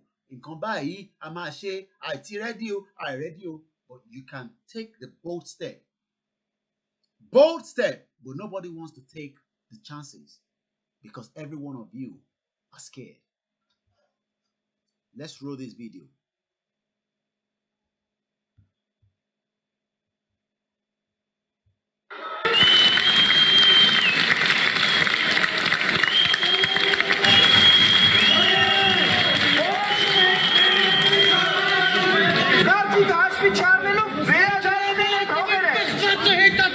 Наше требование то, что сейчас не согласны того, что вот эти земли просто так отдали.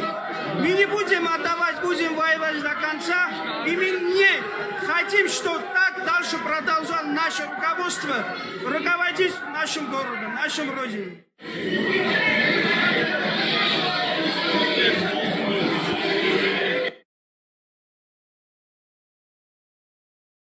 Pause that video, then allow the caller to come through.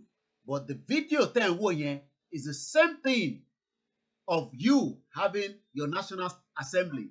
And we let you jacket. And you should be one way, kill a man, you got a feja, you got a ready.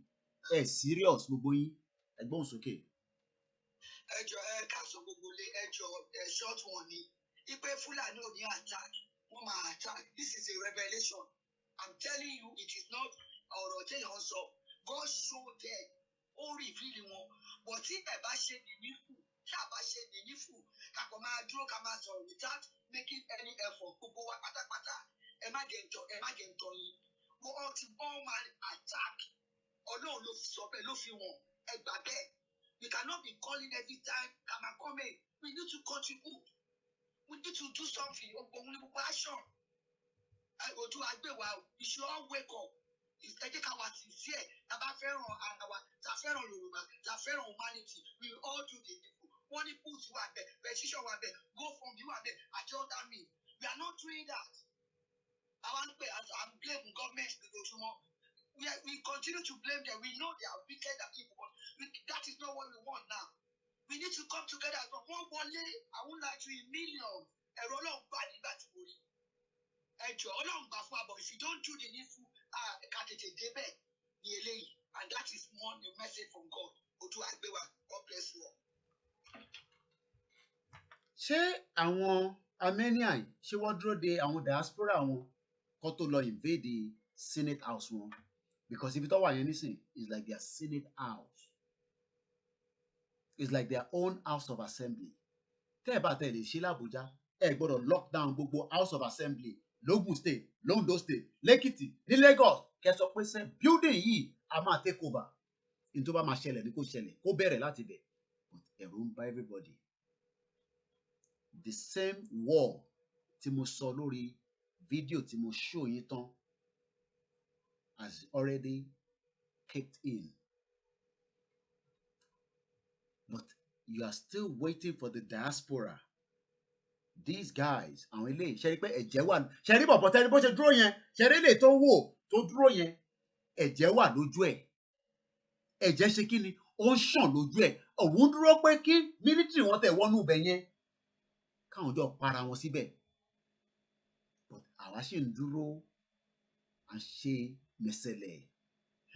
Again, ìtawà ń ṣe nìyẹn. We're talking about action, but we don't know.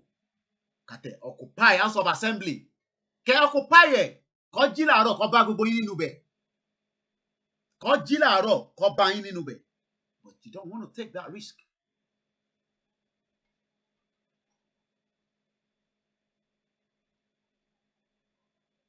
You don't want to take that risk because we are too scared. That's what we are feared. Let's play the video.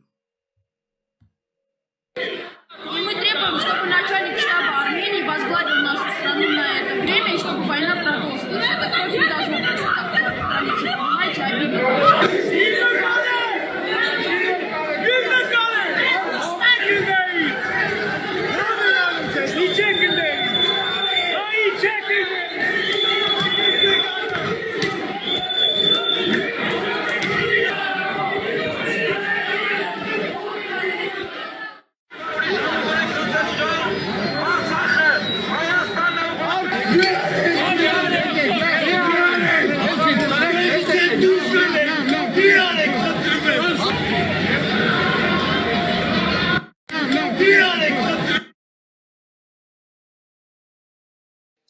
Did you see that?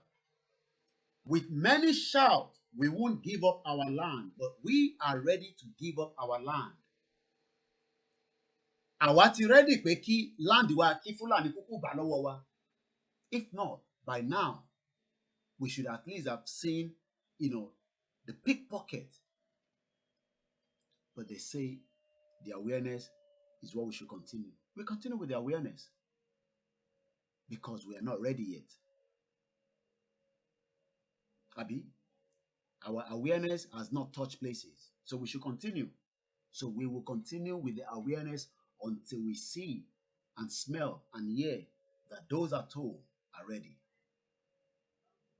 But I always say, we will wait until the Fulani continue to deal with us in the rural area.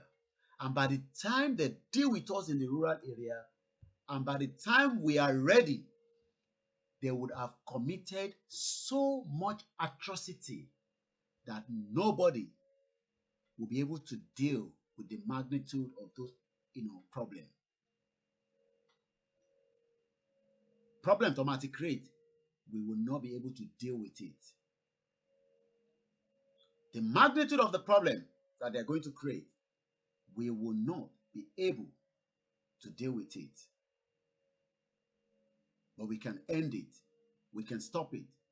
If only every one of us is truly loyal to get the freedom so that our land, many shout, we won't give up our land. But land yẹn nísìn, òun làwọn kàn fi sílẹ̀ pé ibi tó bá tẹ̀ gba Kwara, a sì lè di Kogi mú, a wà l'Ékòó. But what about tó bá gba gbogbo ẹ̀ ńkọ́? Tó bá wá gba gbogbo ẹ̀ ńkọ́? What would we do? Kí la máa ṣe sí? So we are all waiting. We're waiting for the Messiah to come down. But the Fulani does not care. The Fulani wants to eliminate and take as many people along with them. They are ready to go and fight. Níbi táwa ti ń ṣe awareness, Ọlọ́run má jẹ́ kí ó jẹ́ pé ẹnu ẹ̀ ló máa ká wa mọ́. Torí pé tó bá ká wa mọ́ ẹnu ẹ̀, it will be a big problem. Tẹ́lẹ̀ màá tó máa di ẹ̀ jù àwa táwa ní South West, because South West ló ń bọ̀ láti wá jà. Kò ń ṣe pé ìjà yẹn a fẹ́ pàdé lẹ́nu ibodè méjì láti máa bára wa jà. Ìsàlẹ̀ làwọn ń bọ̀, wọ́n dẹ̀ ti wà nínú ilé already. And they keep moving every day. They keep pushing their people every day. Wọ́n circulate wọn. They keep circulating them because they know that we will not do anything. Wọ́n mọ̀ pé we're not going to do anything. Ẹnu ta máa sọ pé ẹnu wa ní náà ni. But we can do something by creating the awareness, by stopping it right inside the Southwest. Kó tẹ̀ tó di pé jà yẹn dé. We can stop it. Let's finish this video.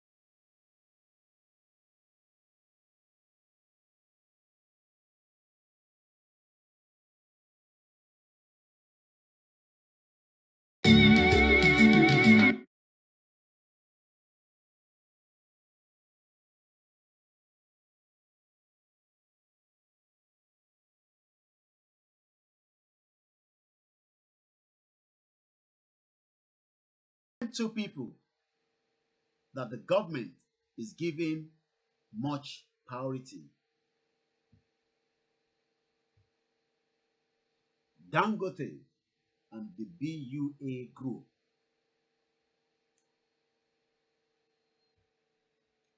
Dangote and the BUA. Why are they fighting for this land? The same land that we talked about just now. Why? Let's hear the video.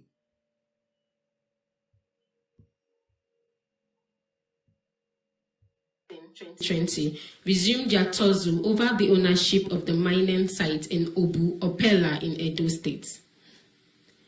Both companies stated their positions on the mining site in separate statements. Dangote Group is owned by Africa's richest man, Aliko Dangote, while BUA is owned by the continent 8 and Nigerian's third richest, Abdulsamad Rabiu.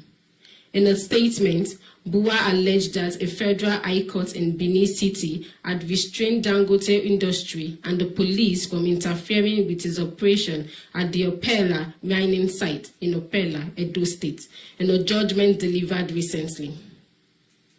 BUA said it wishes to inform its shareholders, employees, customers, regulators, host communities, security agencies, and the general public that the Federal High Court, Benin, in a recent judgment, has made an order which upholds BUA's fundamental right to peaceful possession of the mining site in Obu, Opela, Edo State, operated by BUA Cement, and which BUA seized by virtue of mining lease granted by the federal government of Nigeria, without unlawful interference from the Inspector General of Police, first respondent, Commissioner of Police, Edo State, second respondent, Dangote Industries, third respondent, and Dangote Cement PLC, fourth respondent.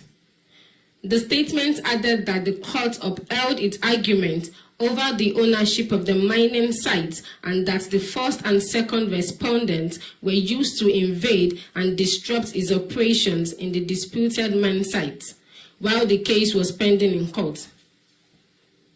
BUA explained that it has resumed operations at the Obu Opela mines. However, in its reaction, Dangote Group, in a statement, denied the claim of ownership of the mining by BUA Group. It advised the regulatory agencies to disregard completely the unfounded and mischievous claim and publication by BUA Group, saying it was riddled with misrepresentations and deliberate distortions of fact. Dangote Group, and the statement signed by the Group Executive Director, Divankuma Edwin, explained that Dangote Group, through its lawyers, had vigorously defended the suit filed by BUA Group, seeking a perpetual injunctive order against further interferences with their purported fundamental rights to property and privacy. It said the group had appealed the High Court's judgment, and until the appellate court rules, BUA cannot lay claims or even operate on the mining site.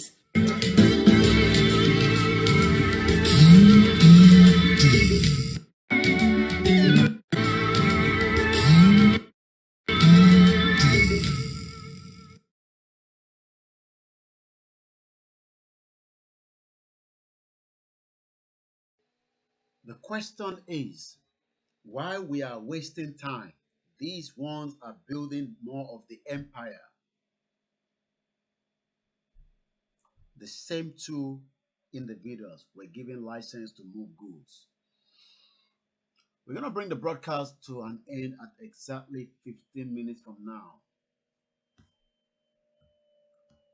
Let's go to now Ilorin to show you the atrocity committed there yesterday. This is Koikimedia. Today is 11 and 12. Today is 12.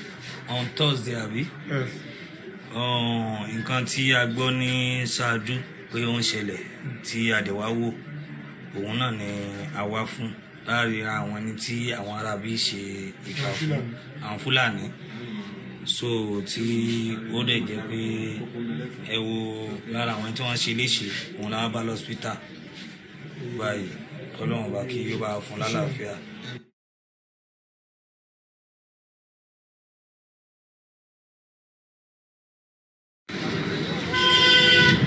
Today is 12. We are in learning in Sadu.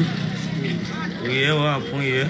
This is PETITION. Today is 12. See, they are destroying something and they keep people here. See, ẹ̀yin èèyàn ṣe rí ọ̀pọ̀lọpọ̀ àwọn àbókí yẹn lọ́kàn. Wọ́n ti gbà kan jẹ́ kan, wọ́n dẹ̀ ti sùn wọn kan. Ó ti ẹyin. So, ọlọ́run kí ó ṣàánú wa. Fẹ́rí gbogbo tó ń ṣẹlẹ̀. Gbogbo táǹkì omi ni wọ́n ti wó. Ọlọ́run ṣàánú fún wa. Ọlọ́run ṣe àwọn.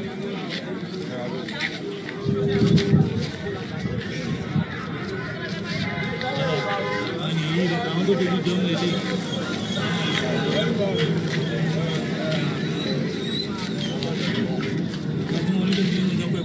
Ilé máa kọ àwọn àṣíráàmì lára rẹ̀. Ọmọ pé tiwantiwa wọ́n gbọ́ kọ̀kọ́ pé ó ṣẹlẹ̀ bíbá ẹni ìfẹ́ wá. Ìyá bílà náà ti wà náà. Kí ni wá ṣẹlẹ̀? Normally mídíà lè mi ọmọ Yorùbá kan kele lè mi bàbá tèmi náà ní jagunjagun. Ẹ̀gbọ́n kan tí arákùnrin yẹn sọ ó kàn sọ bí wàá tẹ́ pé it's nothing ìjà Yorùbá àti Fúlàní náà ni. Ẹ mọ̀ pé that means pé kò take it serious normal thing náà ni because they cannot ṣe àwọn tó náà ibẹ̀ yẹn nísìnyí ṣe fi pa àwọn èèyàn ráyè pé kó jókòó kó máa gbọ́ broadcast the distance tí wọ́n fi drive débẹ̀ yẹn lánàá tí arákùnrin yẹn kàn sọ pé it was like 15 minutes onófẹ́ tó láti ibi tóun ti bá mi sọ̀rọ̀ yẹn bẹ́ẹ̀ tó lọ sábẹ́òkúta ni pẹ̀lú ọ̀kadà tó gbé dání tó gbé lọ bí ọ̀kadà yẹn jẹ́ brand new ló ti jẹ́ kó tún yá. But ẹgbọ́n kan fẹ́ẹ́ ni ẹ ṣe sọ ó kàn sọ pé ó kàn dàbí bí ìjà Fúlàní àti Yorùbá náà ni àbí bẹ́ẹ̀ kọ́. Hello bàbá ẹgbẹ́ mi kúrò lórí ètò ọ̀fẹ́ bá yín sọ̀rọ̀ pàdé fún mi. nísìn ṣá. Yeah.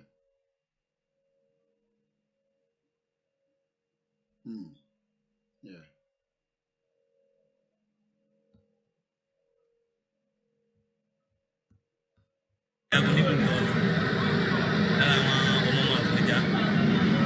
Lórí tí lórí ẹ̀mọ́ tí wá sí tàbí torí ẹ̀mọ́ tí bá gbọ́ yẹ kẹ́ ẹ̀mọ́ tó ṣẹlẹ̀ tẹ́lẹ̀tẹ́lẹ̀ káàkiri lórí Yorùbá àti Fúlàní.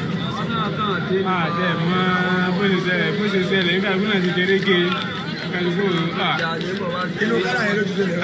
Inú kára yẹn ló ti ṣẹlẹ̀. Àmì kára ti máa gẹ́gẹ́ bí o. Wà á jẹjẹ mu. Ṣé rí gbogbo mọ́tò yẹn? Gbogbo ẹ̀ ló ti bàjẹ́. Àwọn ará bíbà yìí wọ́n ti bà ọ̀pọ̀lọpọ̀ jẹ́. Ọlọ́run bá kí ó ṣàánú fún wa.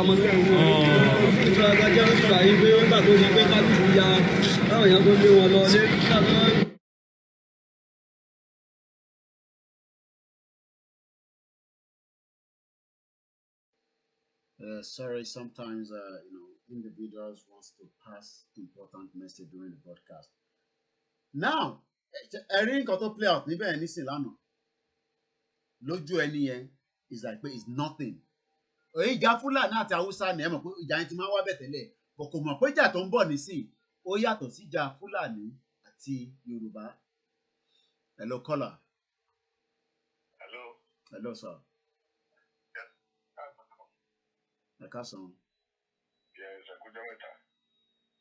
Àwa ni ẹ. Lórí ọ̀rọ̀ tí mo fẹ́ sọ ni pé ẹjọ́ kẹrí gbogbo gbàdá wọn bí ń sọ̀rọ̀ lórí PETITION yìí. Àwọn kan máa ń sọ̀rọ̀ tó jẹ́ pé ó máa ń bíyàn ló tó jẹ́ máa wà annoyed. Mo fẹ́ sọ̀rọ̀ lórí máa tó sọ̀rọ̀ lẹ́ẹ̀kan ẹ̀. Opinion àwọn èèyàn ẹni sùúrù ṣàrò views and opinion everybody will be different. So don't I'm not taking it to anybody can look. That is why it's an open mic. Yes, sir. Let's understand this. So gẹ́gẹ́ bí ìgbà tí mo fẹ́ sọ ni pé ó ń sọ̀rọ̀ lẹ́ẹ̀kan bí ẹ pé ẹ̀ka kò síbì kan ẹ̀ka ń ti try láti sọ pé kínní pé wọ́n ní wọ́n jà ń lọ ní pé kínní náà kò dẹ̀ mọ̀ pé ẹ ti ní gbogbo nǹkan tó ṣẹlẹ̀ bẹ́ẹ̀ pé ẹ ti ní lọ́wọ́ lẹ́sẹ̀kẹsẹ̀ lánàá ẹ ti pọ̀ mọ́ èèyàn pé ó yá lọ síbẹ̀ kẹ́ lọ́mọ kan tó ṣẹlẹ̀. náà ẹn tó ń follow program dáadáa làwọn náà moment ẹn tó sọ̀rọ̀ yẹn mo mọ point táwọn ti ń raise mo dẹ̀ mọ point ẹ̀yin náà fi raise but I think if we lose our focus we will not arrive where we are going. I understand me saying. Yeah. And again ẹ jẹ́ ká kúrò lórí yẹn mo ti get the point yìí. And again ibi tí mò ń fẹ́ ká lọ ni pé ṣe rí ọ̀rọ̀ tí arákùnrin sọ nínú fídíò tó ṣó ní títì. Ó sọ̀rọ̀ bí ẹ pé bí ọmọ ọ̀dẹ̀ pé ìjà Fúlàní àti Yorùbá. Náà ni ó yà mí lẹ́nu bó ṣe sọ yẹn. Kò yẹ kí ọ̀rọ̀ tó jáde lẹ́nu ẹ̀ tí ó bẹ̀rẹ̀ sọ Yorùbá lẹ́nu kò yẹ kó jáde lẹ́nu ẹ̀. Ó ní àgbàdì kankan ti ṣẹlẹ̀ wọ́n sáré fèrè gé ni. Dàkínísì pé àwọn pípín yẹn náà ti rí Yorùbá tán pé ọ̀gá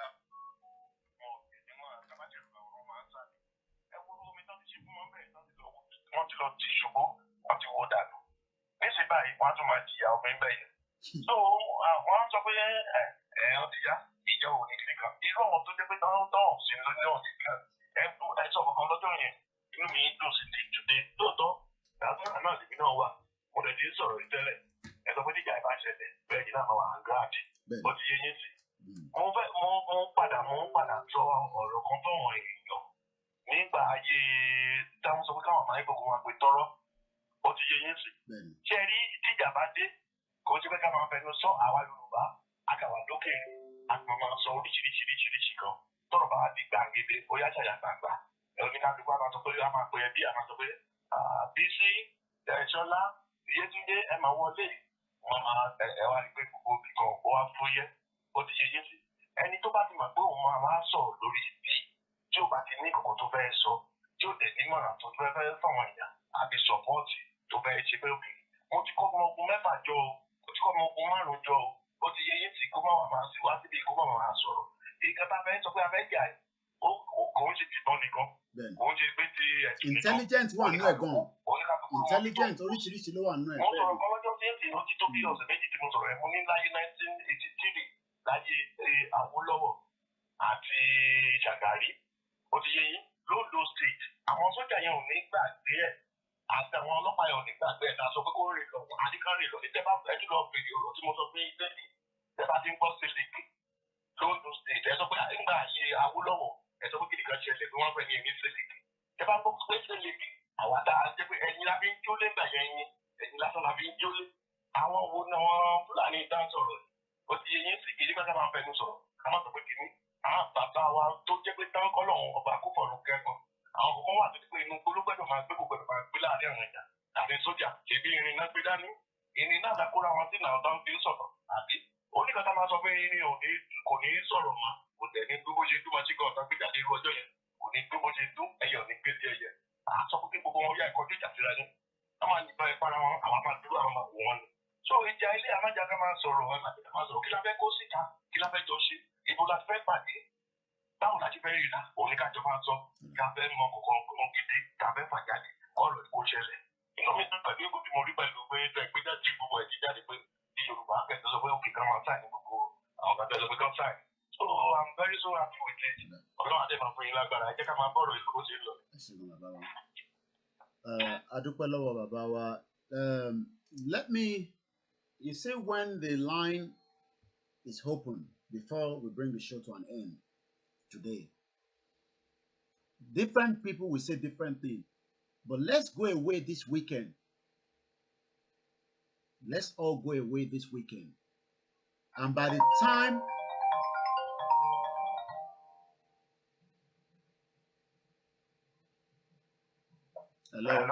Hello. By the time we come back on Monday, I'm talking about everybody now. Hello. Mo ṣì wà lórí ètò. Bẹ́ẹ̀ ni wọ́n ń gbọ́.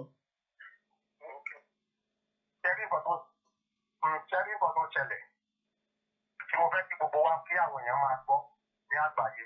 Ṣẹ́rí pọ́blẹ̀mù mẹ́ta kó sí Nàìjíríà ta. Àwọn ìran mọ́là yẹn ni wọ́n fún wa. Tẹ̀rí àlùkò àti Ọlọ́run sọ pé ọwọ́ ìbàjẹ́ ò gbọdọ̀ kàn. Ọwọ́ ìbàjẹ́ ti kàn ní nọ́ọ̀tì. Ó ní wọ́n ń gbẹ́sẹ̀ lé tí wọ́n ń gbé lọ tọ́lẹ̀ nítorí owó. Àwọn ìlú tó ń bẹ̀yàn tó kún owó ìdàjẹ́ tó fi kúrò tó tẹ kúrò àwọn ẹ̀. Ègún tó wà lórí Haúsá kò lè bọ́ ní òun àlè bọ́ níbẹ̀. Tó jẹ́ ẹ bá rí ìlú wọn la bọ́jú wà. Ìlànà ti pọ̀, òun adẹ́sẹ̀ ti pọ̀. Gbogbo nǹkan yẹn ló kọ̀ sí nǹkan tó ń ṣẹlẹ̀ yẹn. Àti kí àwọn ará Haúsá kí wọ́n dìde ní àwọn tí wọ́n mọ̀ pé ìyà ń jẹ wọn. Àwọn dẹ̀ ń tẹ́ ní wọn fún wọn rán wọn lọ sùn. Nítorí pé wọ́n lè máa fi wọ́n jagun. Ní ò jẹ́ kí wọ́n lọ sí skul. Wọ́n kí àwọn Haúsá yẹn gangan bí àwọn gangan jẹ́ ọ̀dọ́. Káwọn gangan ronú ara wọn pé kéèké àìsàn rẹ̀ máa dé ìyàn ọ̀dọ́ tí wọ́n ní abọ́jú wà, ìlà dẹ́sẹ̀ wà, ìlà arọ́ wà. Ṣé kò jẹ́ kí wọ́n mọ̀ pé nǹkan táwọn ń ṣe yẹn, nǹkan táwọn ń ṣe táwọn èèyàn táwọn olórí àwọn ń ṣe yẹn, ṣé kò yẹ kí wọ́n mọ̀ ní wọ́n jà fún páwà, wọ́n jà fáwọn ìran wọn. Ìran wọn ló ṣe pàtàkì kí wọ́n jà fún páwà lásán ni wọ́n jà fún lọ́ọ̀dì. Wọ́n jà nítorí àwọn ìran tiwọn.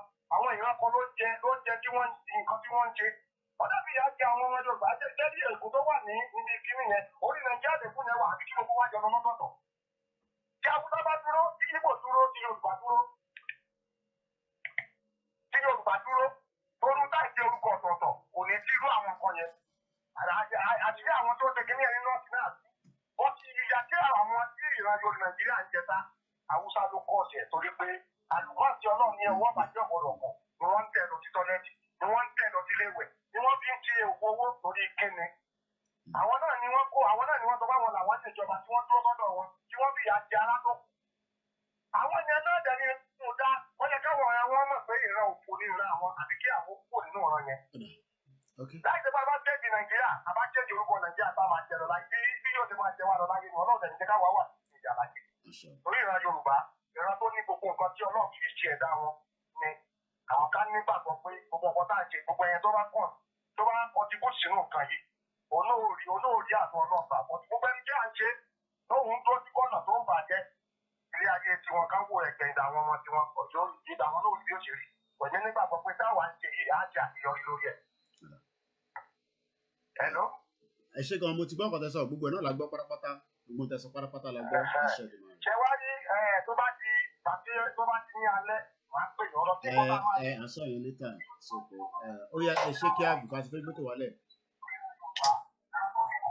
Hello bàbá mi. Ẹ ṣé kí á. Hello sir. Ẹ gbóhùn sókè ẹ ní láti mute ti background. Hello bàbá. Ẹ mute ti background yẹn ká lè gbọ́ yín. Mi ì sí níbi tó wà rárá bàbá mi. Ó yá gbóhùn sókè. Ṣé ẹ mọ̀? Ṣé ẹ rí ẹ má jẹ́ afẹ́fẹ́ tẹ́lẹ̀ ká máa pa làpálàpá. Kì í ṣe ká fèsì ọ̀nà Ìbàdàn ká fẹ́ lọ sí Ìbàdàn ká fèsì ọ̀nà Abẹ́òkúta. Kí ló kàn wá pẹ̀lú èkó tó bẹ lórí Fúlàní?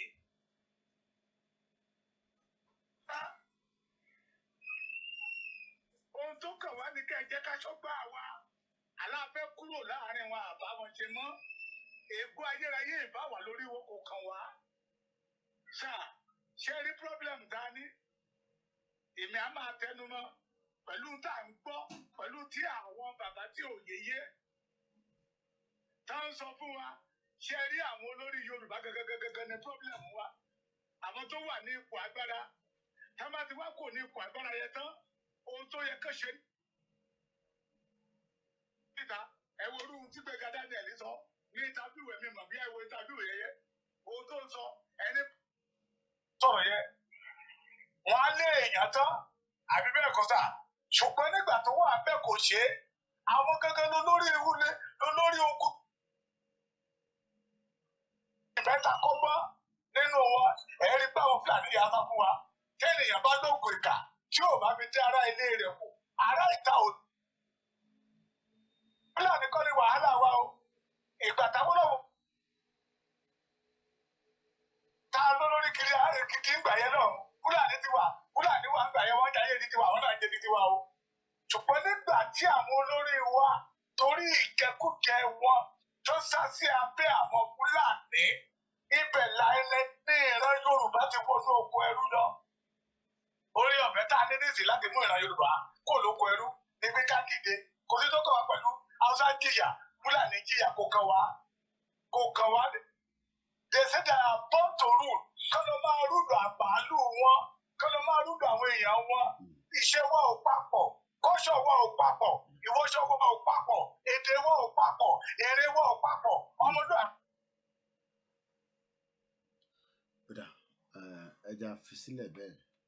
Thank you very much. I will end it here this afternoon. Mo dúpẹ́ lọ́wọ́ gbogbo etí tí ó tún láǹfààní àti gbọ́. Let me state this clearly, and I can assure everyone that after December, when the awareness that I promised of 6 months have ended, we will move to the next level. Láṣẹ Èdùmàrè. Tí awareness tí mò ń gbé lọ tó bá tán ní December, we will move to the next level. Then, tá bá ń pè, a máa béèrè pé ṣé o ti gbọ́ kí ni ìwọ náà ti ṣe? Tóònù yẹn á wá yàtọ̀ díẹ̀ sí bá ti ṣe ń gbé bọ̀. Àbí bẹ́ẹ̀ kọ́? Ó kù díẹ̀ ó ti fẹ́ lọ́lẹ̀ sọ fún toko. Kí ni mo sọ? Kó nílé kó gbọ́, kó tètè máa sọ fún toko. After December, díẹ̀ ló kù. A mọ̀ bóyá ọkùnrin gidi ni wá àbí àkìíṣe ọkùnrin gidi. A mọ̀ bóyá obìnrin gidi ni wá àbí ojo ni wá nígbà yẹn. Àwọn ọmọ ẹni tó fẹ́ dúró àtẹni tó fẹ́ lọ láti January. Àwọn ọmọ ẹni tí ó rẹ́dì láti gbé ìgbésẹ̀ àti tó kàn fi pè tẹnu ẹ̀ fẹ́ dùn àti tó kàn fi sọ̀rọ̀ àti tí kò fi sọ̀rọ̀. Tèmi lèmi sọ. I'm independent, and whatever decision I will take from January is my own decision. I don't have to wait for anybody. I don't need anybody to wait and consult. I don't have to consult. Ní tí mo fẹ́ ṣe, mo ní láti discuss it with any goddamn body. But from January, tí bá ti parí awareness tí mo sọ pé 6 months, I've stick to that 6 months. But from January, the tone will change. The language will change. The action will change. Bóyá nígbà yẹn ni British government á tètè wá rí mi. Bóyá nígbà yẹn ni Nigerian government ìkànnì méjèèjì nítorí pé á níbì kan tá a ṣáà máa wà ká ti máa gbóhùn yẹn. You think I'm gonna sit here every day máa sọ̀rọ̀ kí la máa ṣe nísìnyí yẹn lẹ́fẹ̀ẹ́ ká máa ṣe àbí ká máa waste time. No. We're not gonna have that time from January. We won't have that bloody time. I don't care about how many organizations is out there. Àwa kan máa fast route to kan láti January agbára Ọlọ́run. But ẹ jẹ́ ká dé mọ́ bẹ́ẹ̀. Ó kù díẹ̀. Kékeré díẹ̀ ló kù. Bọ̀ ẹ sọ fún wọn pé kó nílé kó gbọ́. Kó sọ fún toko. Ẹ lọ máa sọ fún àwọn ọmọ yín kó lọ dira. Ẹ lọ sọ fún àwọn tó súnmọ́ yín kó lọ dira. We will end Nigeria with violence. I repeat, we will end Nigeria with violence. Have a very good afternoon.